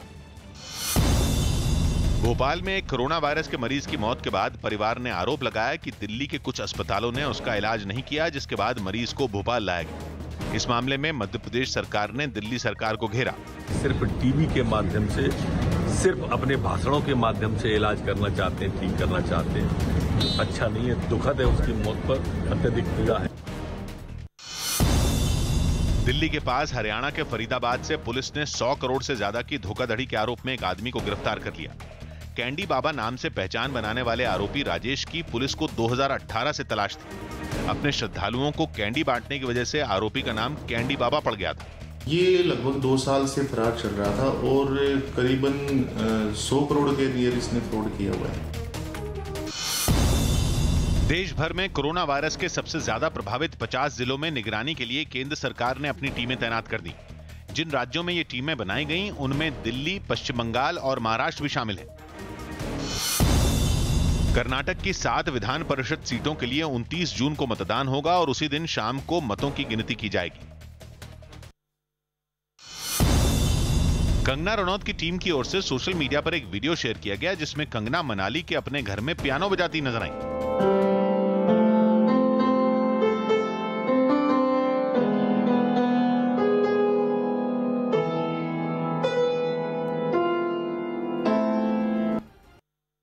यूपी के जौनपुर में 2 गुटों में झड़प हो गई। बताया गया कि झगड़ा आपसी रंजिश की वजह से हुआ। लोग हाथों में डंडे लेकर एक दूसरे पर हमला करने लगे। मामला इतना बढ़ गया कि लोग एक खेत में भी जाकर लड़ने लगे। इस दौरान कई लोगों को चोट भी आई। पुलिस ने बताया कि ये वीडियो 10 दिन पुराना है, जो अब वायरल हुआ है और पुलिस मामले में कार्रवाई कर चुकी है। 2 पक्षों में पहले किसी बात को लेकर कहासुनी हुई थी। इन दोनों के विरुद्ध अभियोग पर लिखित कर लिया गया है, ताकि साक्ष्य संकलन के आधार पर विधिक कार्रवाई की जा रही है। मुंबई के एक निजी अस्पताल के डॉक्टर पर लापरवाही का आरोप लगने के बाद बीएमसी सख्त हो गई, क्योंकि आरोप है कि डॉक्टर ने पैसे लेकर कोरोना से हुई मौत को दिल की बीमारी से हुई मौत बताया और मरने वाले शख्स का शव परिवार वालों को सौंप दिया। मुंबई में तेजी से बढ़ते कोरोना के खतरे के बीच वहां के एक अस्पताल का यह वीडियो वायरल हुआ, जिसमें एक डॉक्टर एक मरीज के परिवार वालों से पैसे लेता नजर आया। आरोप है कि इस वीडियो में नोट गिनने वाले डॉक्टर ने पैसे लेकर यह सच छुपाया कि मरीज की मौत कोरोना से हुई, क्योंकि इसमें वो मरीज के परिवार वालों से ये कहता नजर आया कि वो किसी को भी ये ना बताएं कि उनके परिवार के शख्स की मौत कोरोना से हुई। जिस शख्स की मौत कोरोना वायरस से होती है, उसका शव लेने और अंतिम संस्कार करने के लिए सरकार ने अलग नियम बनाए हैं। आरोप है कि मरीज के परिवार वालों ने इसी परेशानी से बचने के लिए डॉक्टर से गलत रिपोर्ट बनवाई और डॉक्टर ने इसके बदले में उनसे पैसे लिए। अच्छा, वो जो कोरोना रिपोर्ट है क्या वो मेरे को मालूम ही नहीं है। तो आप पार्ट ऑफ पेशेंट इनकी तरफ से ली होंगे, मेरे को तो सिर्फ आपने दिखाया, बोला छुपा के रख लो। इस वीडियो के वायरल होने के बाद मामले ने तूल पकड़ लिया और आरोपी डॉक्टर से सवाल पूछा गया तो उसने पैसों के लेन देन की बात से इनकार किया, लेकिन उसने ये बात कबूल की कोरोना से मरने वाले शख्स के परिवार वालों को परेशानी से बचाने के लिए उसने गलत रिपोर्ट बनाई। हमें बाद में मालूम पड़ा कि नहीं, उसको कोविड पॉजिटिव था किसी एक रिलेटिव से, और फिर भी लोगों के इंसिस्ट करने पे नहीं डॉक्टर साहब बीएमसी जो है बहुत परेशान करेगी, तो इस बात पे मैंने बोला ठीक है चलिए कोई बात नहीं, हमने डेड बॉडी उनको हैंड ओवर कर दी। लेकिन कोरोना से मरने वाले शख्स के परिवार वालों ने ऐसी किसी भी बात से इनकार किया, क्योंकि अगर वायरल वीडियो सही साबित हुआ तो डॉक्टर के अलावा उन लोगों पर भी कानूनी शिकंजा कस सकता है। उनकी डबल निमोनिया और ये क्या नाम है हार्ट से उनकी मौत, ये लीवर खराब होने। डॉक्टर को आप लोग ने बताया कि रिपोर्ट आई है पॉजिटिव आई है, नूर हॉस्पिटल के डॉक्टर को आपने नहीं बताया। मामला गंभीर था क्योंकि जरा सी लापरवाही से कई लोग कोरोना की चपेट में आ सकते हैं, लिहाजा वीडियो वायरल होने के बाद बीएमसी हरकत में आई और उसने नोटिस जारी करते हुए जांच के आदेश दे दिए। उसकी भी तहकीकात चालू है, वो उल्ला खान नूर हॉस्पिटल की तहकीकात है, उनको क्वारंटाइन किया गया है फैमिली को, और डॉक्टर और उनके लिए तहकीकात चालू है। अमेरिका के कैलिफोर्निया के जंगल में भीषण आग लगने के बाद प्रशासन को भी अलर्ट कर दिया गया है, क्योंकि तेज हवाओं की वजह से थोड़ी ही देर में ये आग बेकाबू हो गई, जिससे इस आग के रिहायशी इलाकों तक पहुंचने का खतरा बढ़ गया। आग बुझाने के लिए जंगल के जल रहे हिस्सों पर हेलीकॉप्टर के जरिए पानी की बौछार की गई। इसके अलावा दमकल की गाड़ियों से भी आग बुझाने का सिलसिला जारी रहा। लगातार कोशिशों के बाद भी जंगल के एक हिस्से से आग की लपटें उठती हुई दिखाई दी और इससे निकलने वाला धुआं चारों तरफ फैल गया। जंगल के जिस हिस्से में आग बुझा ली गई वो हिस्सा पूरी तरह तबाह दिखाई दिया। आग बुझाने के काम में जुटे दमकल के कुछ लोग गाड़ियों की तरफ लौटते नजर आए। जंगल में लगी ये आग पास के इलाकों की तरफ न बढ़े, इसके लिए राहत और बचाव दल को अलर्ट पर रहने की हिदायत भी दी गई। मुंबई के सरकारी अस्पतालों से कोरोना के मरीजों के शव गायब होने से हड़कंप मच गया, जिसके बाद इस मामले की जांच के आदेश दे दिए गए। वहां बीएमसी यानी बृहन्मुंबई नगर निगम के शताब्दी अस्पताल से 2 दिन पहले 80 साल के बुजुर्ग कोरोना मरीज लापता हो गए, जिनके घर वालों को पुलिस ने बोरीवली स्टेशन पर बुलाया क्योंकि बुजुर्ग का शव रेलवे लाइन पर पड़ा मिला। फिर हम लोग इंक्वायरी करते करते चौकी में पहुंचे कांजोली के, तभी उनके थ्रू ये सब चीज पता चला कि उनका एक्सीडेंट हुआ है। अभी कैसे हुआ, हॉस्पिटल से बंदा बाहर कैसे जाता है। बुजुर्ग के परिजनों ने आरोप लगाया कि शताब्दी अस्पताल के कर्मचारियों ने उनके लापता होने की जानकारी तक नहीं दी। मुंबई के शताब्दी अस्पताल से 80 साल के बुजुर्ग कोरोना पॉजिटिव मरीज थे। अचानक वो अस्पताल से लापता हो जाते हैं, जिसकी जानकारी और जिसकी भनक अस्पताल के कर्मचारियों और वहाँ के लोगों को बिल्कुल भी नहीं चलती। वहीं बीएमसी के ही राजावाड़ी अस्पताल से भी एक युवक का शव गायब हो गया, जिसकी मां और बहनें गम और गुस्से में फूट पड़ी। मुझे इंसाफ चाहिए, मेरे बच्चे की बॉडी चाहिए। ये हमको कल रात को बोल रहे हैं कि हमारी बॉडी नहीं है, गुम हो गई। गुम होने का मतलब क्या, इतना बड़ा ये हॉस्पिटल है, इसमें बोल रहे गायब हो गई, ये मतलब क्या है। हालांकि बीएमसी की मेयर ने शव गायब होने की घटनाओं से खुद को अनजान बताया। सच्ची मुझे पता नहीं है, लेकिन मैं उसकी तहकीकात करती हूँ और जो सही बात है वो आपके पास लेके आए। हालांकि मुंबई में कोरोना के मरीजों के शव गायब होने की घटनाएं कई दिन से जारी हैं। बताया गया कि अब तक मुंबई के सरकारी अस्पतालों से 6 लोगों के शव गायब हो चुके हैं। इनमें राजावाड़ी अस्पताल से जिस युवक का शव गायब हुआ उसे कुछ लोगों ने चाकुओं से मारा था और अस्पताल में भर्ती होने के बाद पता चला कि 23 साल का वो युवक कोरोना की चपेट में भी आ चुका था। अस्पताल में भर्ती होने के कुछ घंटों बाद ही युवक की मौत हो गई और अगले दिन उसका शव गायब हो गया। वहीं शताब्दी अस्पताल में भर्ती कोरोना के 80 साल के मरीज 2 दिन पहले लापता हो गए, जिनका शव बोरीवली रेलवे स्टेशन के पास रेल की पटरियों पर मिला। केंद्र सरकार ने मंत्रालयों और विभागों में कोरोना के बढ़ते मामलों को देखते हुए अपने कर्मचारियों के लिए नए दिशा निर्देश जारी किए, जिनके मुताबिक सिर्फ उन कर्मचारियों को ऑफिस आने के लिए कहा गया जिनमें कोरोना के लक्षण नहीं है। अगर किसी कर्मचारी को खांसी, सर्दी या बुखार है तो उसे घर पर रहने को कहा गया है। कंटेनमेंट जोन में रहने वाले अधिकारी और कर्मचारी घर से ही काम करेंगे। इसके अलावा एक दिन में 20 से ज्यादा कर्मचारी ऑफिस में काम नहीं करेंगे। यही नहीं, अगर एक केबिन में 2 अधिकारी हैं तो वो एक दिन छोड़कर दफ्तर आएंगे ऑफिस आने वाले सभी कर्मचारियों को पूरे समय मास्क लगाना और एक दूसरे से सोशल डिस्टेंसिंग बनाना जरूरी होगा। मॉनसून के आने से पहले ही गुजरात के कुछ हिस्सों में बाढ़ जैसी तस्वीरें सामने आने लगी। जिन जिलों में सबसे ज्यादा बारिश हुई उनमें द्वारका भी एक, जहां का एक वीडियो इंटरनेट पर वायरल हो गया। द्वारका जिले के गांव में सड़कों पर दरिया बहता हुआ दिखने लगा। पानी का तेज बहाव एक कार को अपने साथ बहाता हुआ ले गया। भारी भरकम कार किसी कागज की नाव की तरह पानी के साथ बहकर आगे जाती हुई दिखी। अचानक लहरों ने कार को पलट दिया। कुछ लोगों ने घरों की छत पर खड़े होकर मोबाइल से घटना का वीडियो बना लिया। गुजरात के पोरबंदर जिले में भी बारिश का दौर पिछले 2 दिन से जारी है। खराब मौसम की वजह से कुछ हिस्सों में 2 दिन से सूरज तक नहीं निकला। अब तक 100 सेंटीमीटर तक बारिश की खबर है। मॉनसून से पहले ही शहर के कई हिस्से तालाब में बदल चुके हैं। लॉकडाउन की वजह से प्रयागराज में संगम तट पर नाव चलाने वालों के सामने रोजी रोटी का संकट खड़ा हो गया है। अनलॉक 1 में भी इन्हें संगम में लोगों को सैर कराने के लिए नाव चलाने की इजाजत नहीं मिली, जिसकी वजह से नाव चलाने वाले मायूस हो गए। संगम तट पर कई नाव खड़ी दिखाई दी। संगम के दर्शन के लिए कुछ लोग भी वहां पहुंचे, लेकिन इजाजत नहीं होने की वजह से उन्हें नावों पर नहीं बैठाया गया। करीब 2.5 महीने से इसी तरह बंद पड़ी नावों की वजह से इस कारोबार से जुड़े लोगों के सामने मुश्किलें बढ़ गईं। नाव नहीं चल रही है, हम लोग गरीब आदमी हैं तो परेशान हैं। 3-3 महीने से बैठे हुए हैं, रोजी रोटी हमारी लोग को नहीं चल रही है। इन लोगों ने शर्तों के साथ गंगा नदी में लोगों को सैर कराने के लिए नाव चलाने देने की सरकार से अपील भी की। सरकार से हमारी मांग है, जिस प्रकार से सारे चीजों को खोल दी गई है सोशल डिस्टेंसिंग को देखते हुए, उसी प्रकार से सोशल डिस्टेंसिंग देखते हुए नाव को भी खोला जाए। कश्मीरी पंडित सरपंच की हत्या से नाराज बीजेपी की यूथ विंग बीजेवाईएम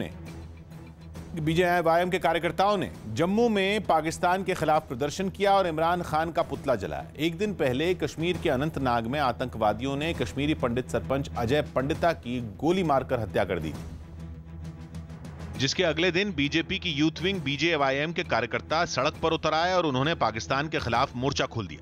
बीजेवाईएम के कार्यकर्ता जम्मू में इकट्ठा हुए और उन्होंने कश्मीरी पंडित सरपंच की हत्या के लिए पाकिस्तान को जिम्मेदार ठहराया और वहां के प्रधानमंत्री इमरान खान का पुतला जलाया। सरपंच की हत्या पर केंद्रीय गृह राज्य मंत्री जी किशन रेड्डी ने भी ट्वीट कर दुख जताया और इस घटना को कायराना हरकत बताया। इस बीच जम्मू कश्मीर के बीजेपी नेताओं ने वहां के चुने हुए सरपंचों की सुरक्षा कड़ी करने की मांग की। कश्मीर घाटी में चुने हुए जितने भी पंची सरपंचेस हैं, उनको पर्याप्त सुरक्षा देनी चाहिए। अजय कुमार पंडिता कांग्रेस के नेता थे और उनकी हत्या के बाद राहुल गांधी ने ट्वीट कर अफसोस जताया, जबकि जम्मू कश्मीर के कांग्रेस नेताओं ने आशंका जताई कि इस घटना के बाद घाटी में रहने वाले जनप्रतिनिधियों की सुरक्षा खतरे में आ गई। अगर इसको कवर मिल गया होता तो शायद ये दिन नहीं देखना पड़ता। जिस जगह ये वाक़ा हुआ, अगर ये वाक़ा वहां पर होता है तो फिर मैं आपको कह रहा हूँ जम्मू कश्मीर में फिर कोई सेफ नहीं है। इससे पहले सरपंच अजय पंडिता का जम्मू में अंतिम संस्कार कर दिया गया। उनका पार्थिव शरीर सड़क के रास्ते अनंतनाग से जम्मू लाया गया और वहां के शक्तिनगर शमशान घाट पर उनका अंतिम संस्कार किया गया। उनके अंतिम संस्कार में परिवार के लोगों समेत कुछ करीबी रिश्तेदार ही शामिल हुए। इससे पहले जब अजय पंडिता के घर वालों को उनकी हत्या की खबर मिली तो वहां मातम पसर गया और परिवार वालों का रो रो कर बुरा हाल हो गया। लेकिन इस मुश्किल घड़ी में भी उन्होंने देशभक्ति के जज्बे को बरकरार रखा और भारत माता की जय के नारे लगाए।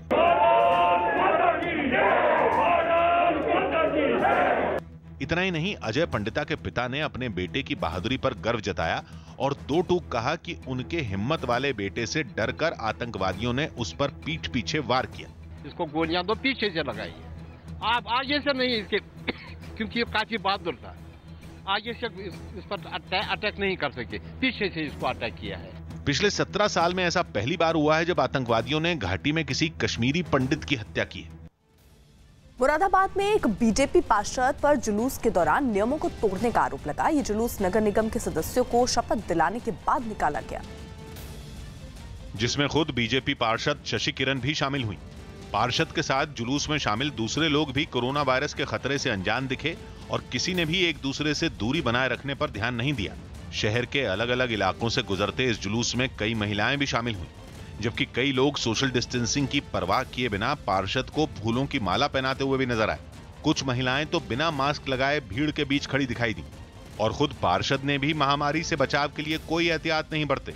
जुलूस में शामिल एक लड़का ढोल बजाता रहा, जबकि कुछ लोग नारे लगाते हुए शहर के कई इलाकों से गुजरे। लेकिन किसी ने भी नियमों पर ध्यान नहीं दिया। हालांकि खुद लापरवाही बरतने वाली पार्षद जुलूस खत्म होने के बाद लोगों को कोरोना वायरस से बचने की सलाह देती नजर आई। मैं जनता से यही अपील करूंगी कि हमें खुद को पहले सुरक्षित रखना है, खुद को बचाना है।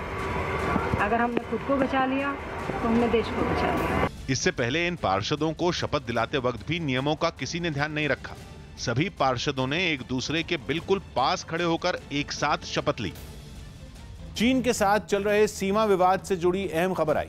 दोनों देशों की सेनाओं के बड़े अधिकारियों की बातचीत के बाद भारत और चीन ने शांति से सीमा विवाद को सुलझाने का फैसला किया, जिसके बाद पूर्वी लद्दाख के कई इलाकों से चीन की सेना करीब 2.5 किलोमीटर पीछे हट गई, जबकि भारत ने भी अपनी सेना को कुछ पीछे कर लिया। 6 जून को कोर कमांडर स्तर की बातचीत के बाद दोनों देशों की सेनाओं में इस पर सहमति बनी। दिल्ली के नजफगढ़ में व्यापारियों के एक संगठन ने मंदिरों को सैनिटाइज करने का जिम्मा उठाया। सरकार की ओर से मंदिर खोलने की इजाजत मिलने के बाद व्यापार मंडल ने मंदिरों को सैनिटाइज करने की पहल की और इसी अभियान के तहत मंदिरों में सैनिटाइजेशन का काम तेज कर दिया गया और एक आदमी मंदिर के कोने कोने में छिड़काव करता नजर आया। इस दौरान मंदिरों के फर्श और दीवारों को अच्छी तरह से सैनिटाइज किया गया। बताया गया कि कोरोना से बचाव के लिए 5 जून से ही मंदिरों की साफ सफाई और छिड़काव का काम शुरू कर दिया गया था। सारे मंदिरों को लगभग सैनिटाइज करा दिया है। 25 के करीब मंदिरों को 2 दिन से एक अभियान चला के सैनिटाइज किया गया है। ये भी बताया गया कि मंदिरों को सैनिटाइज करने के बाद आसपास के इलाकों में भी छिड़काव किया जाएगा।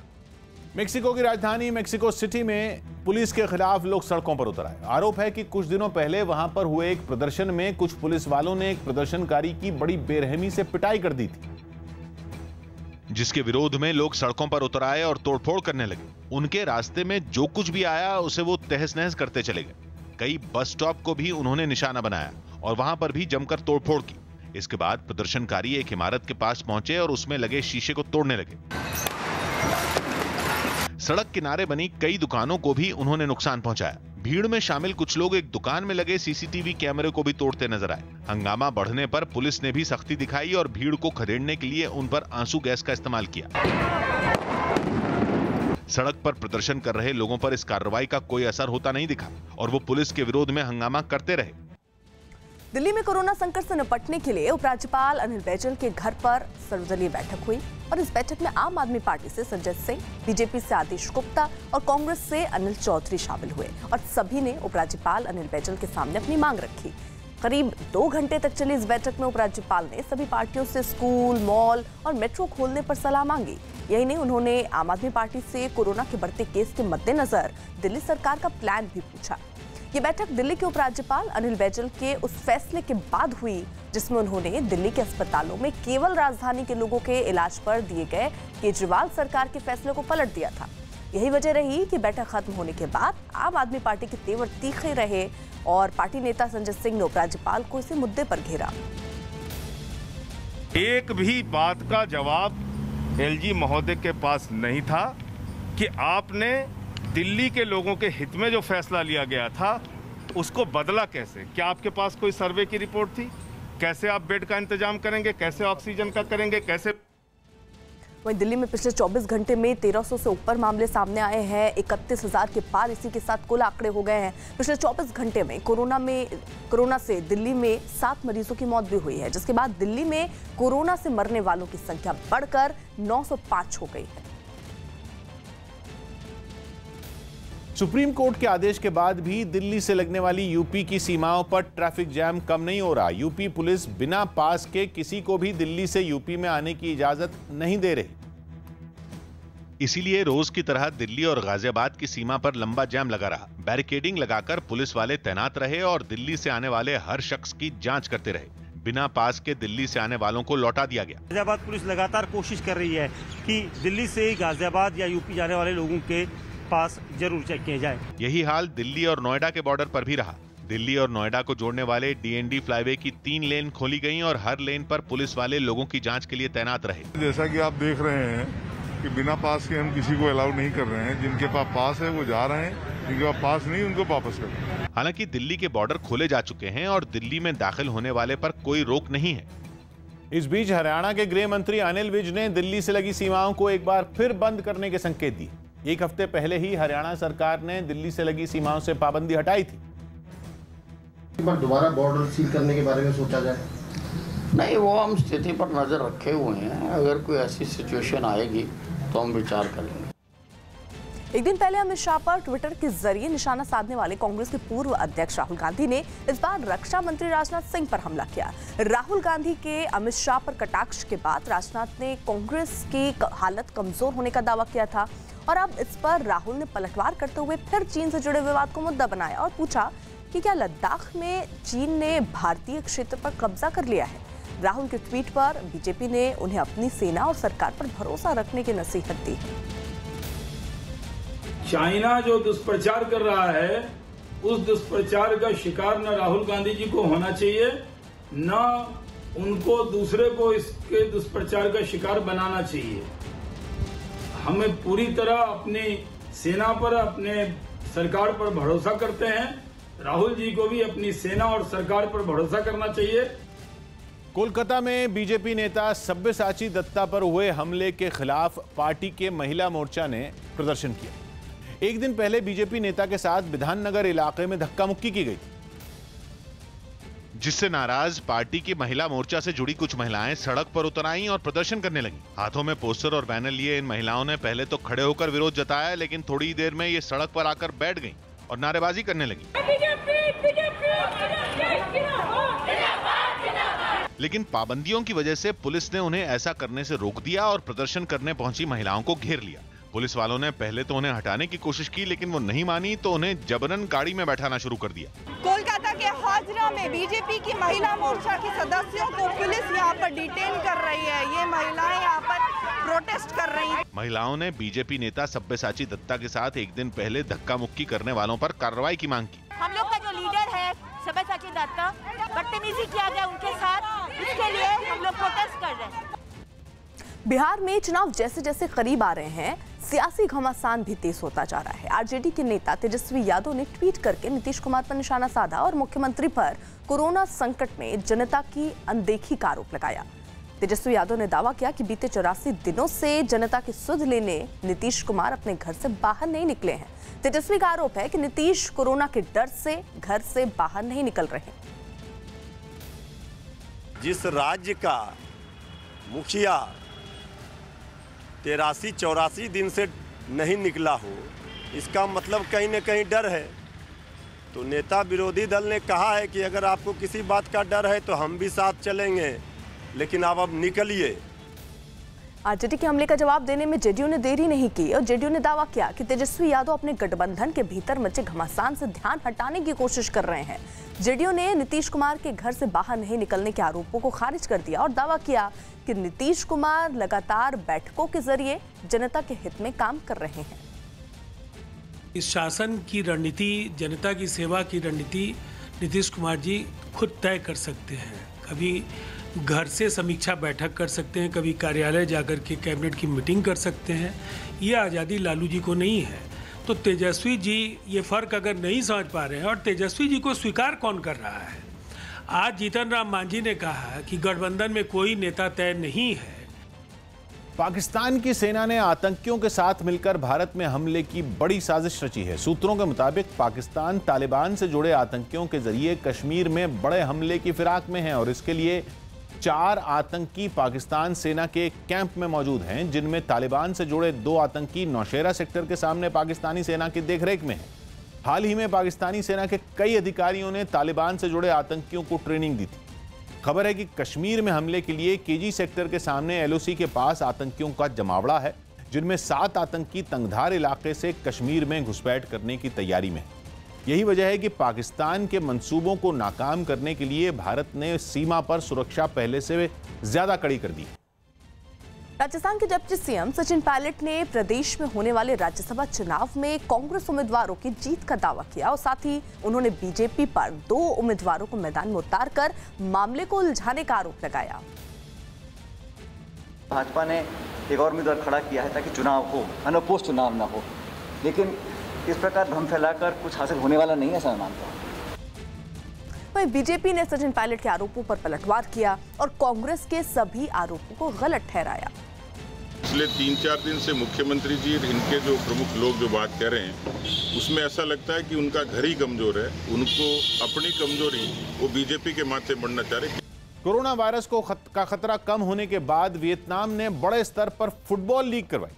महामारी की वजह से वियतनाम ने मार्च में होने वाली ये फुटबॉल लीग रोक दी थी, लेकिन हालात सुधरने पर जब 2 महीने से भी ज्यादा वक्त के बाद वियतनाम के नामडिन में फुटबॉल लीग की शुरुआत हुई तो उसका आयोजन सादगी से नहीं बल्कि धूम धड़ाके के साथ हुआ। स्टेडियम के अंदर सोशल डिस्टेंसिंग का नियम ही नहीं रखा गया और मैच देखने के लिए लोगों की भीड़ उमड़ पड़ी। करीब 30,000 लोगों से स्टेडियम पूरी तरह भरा नजर आया। कोरोना वायरस के खतरे से बेखौफ लोग बिना मास्क और एक दूसरे से दूरी रखे फुटबॉल मैच देखने में मशगूल दिखे। इससे पहले मैच देखने के लिए स्टेडियम के बाहर गाड़ियों की कतार नजर आई। लोग अपनी टीम का हौसला बढ़ाने के लिए पूरी तैयारी के साथ पहुंचे। हालांकि स्टेडियम में घुसने से पहले एहतियात के तौर पर दर्शकों का तापमान मापा गया, साथ ही उन्हें मास्क पहने रखने की सलाह भी दी गई।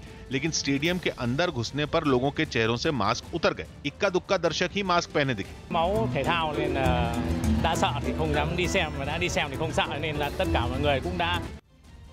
यूपी के मुजफ्फरनगर में एक लड़के ने दोनों हाथों में रिवॉल्वर लेकर फायरिंग की। बीच सड़क पर फायरिंग करने का ये वीडियो वायरल हो गया। जिस दौरान लड़का फायरिंग कर रहा था उसके पास में कुर्सी डाले 2 लोग बैठे थे। ऐसे में जरा सी लापरवाही किसी की भी जान ले सकती थी। वीडियो वायरल होने के बाद पुलिस ने हालांकि मामला दर्ज कर फायरिंग करने वाले की तलाश तेज कर दी है। ये भी बताया गया कि फायरिंग करने का ये वीडियो पिछले साल दिवाली के मौके का है जो अब वायरल हुआ है।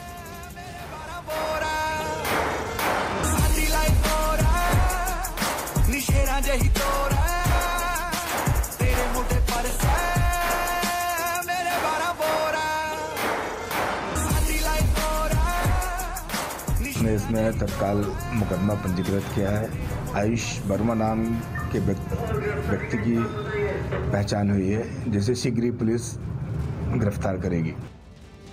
सीमा विवाद पर राहुल का पीएम पर निशाना। चीन से विवाद पर पीएम मोदी चुप क्यों हैं, ये सवाल राहुल गांधी पूछ रहे हैं। दरअसल पीएम मोदी को लेकर तमाम सवाल राहुल गांधी इस बीच पूछते रहे और इसी बीच चीन को लेकर राहुल गांधी ने सवाल उठाया है और ट्विटर पर कई चीजें लिखी। उन्होंने पीएम पर निशाना साधा है कि चीन का क्या विवाद चल रहा है, देश को प्रधानमंत्री नरेंद्र मोदी को सामने आकर साफ करना चाहिए कि अभी फिलहाल स्थिति क्या है। और साथ ही साथ राहुल गांधी ने यह भी पूछा कि प्रधानमंत्री नरेंद्र मोदी इस मामले पर चुप क्यों हैं। कोरोना संकट के बीच पश्चिम बंगाल के जलपाईगुड़ी में बुजुर्ग के शव को मुस्लिम समुदाय के एक व्यक्ति ने बाइक एम्बुलेंस के जरिए शमशान घाट पहुंचाया। बताया गया कि यह महिला अपनी बेटी के घर गई थी जहां उसकी मौत हो गई और महामारी के फैलने के डर से कोई उसके शव को वहां से शमशान ले जाने को तैयार नहीं हुआ। जब इसकी जानकारी इलाके में रहने वाले मुस्लिम समुदाय के एक शख्स को लगी तो वो मदद के लिए आगे आया और बाइक एम्बुलेंस के जरिए बुजुर्ग के शव को शमशान ले गया। एक महिला জামাইর বাড়িতে মারা গিয়েছেন, ডেড বডি নিয়ে আসবে কিভাবে কোনো কুলুকুল না পায় আমার কাছে আসছে। আমি যেহেতু গাড়ি দিতে পারলাম না তাই আমি বাইকে করে আজকে। ऐसे हालात में बुजुर्ग की मौत के बाद उसके घर वालों का रो रो कर बुरा हाल हो गया। हालांकि बाइक एम्बुलेंस के वहां पहुंचने के बाद कुछ लोगों की मदद से बुजुर्ग के शव को उसमें रखा गया। राजस्थान के सीकर में आपसी विवाद में कुछ लोग भड़क गए और देखते ही देखते लोग हाथों में डंडे और धारदार हथियार से एक दूसरे पर हमला करने लगे, जिससे वहां अफरा तफरी मच गई। आपसी झगड़े में दोनों पक्षों के 4 लोग घायल हो गए। इनमें 2 लोगों की हालत गंभीर बताई जा रही है। वहीं झगड़े की सूचना के बाद पुलिस भी मौके पर पहुंची और तनाव को देखते हुए वहां पुलिस के जवानों को तैनात कर दिया गया।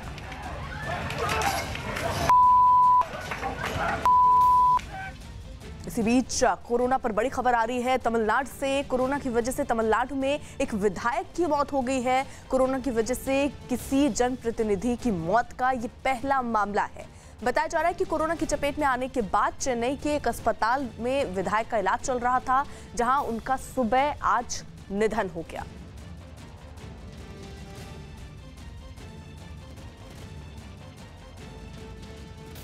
मुंबई पुलिस को अपनी चपेट में लेने के बाद अब कोरोना वायरस ने देश के सबसे बड़े नगर निगम मुंबई के बीएमसी को भी अपनी चपेट में ले लिया है। जानकारी के मुताबिक मुंबई में बीएमसी के डिप्टी कमिश्नर शिरीष दीक्षित की कोरोना वायरस की वजह से मौत हो गई। शिरीष दीक्षित बीएमसी के पानी की सप्लाई विभाग के प्रमुख थे।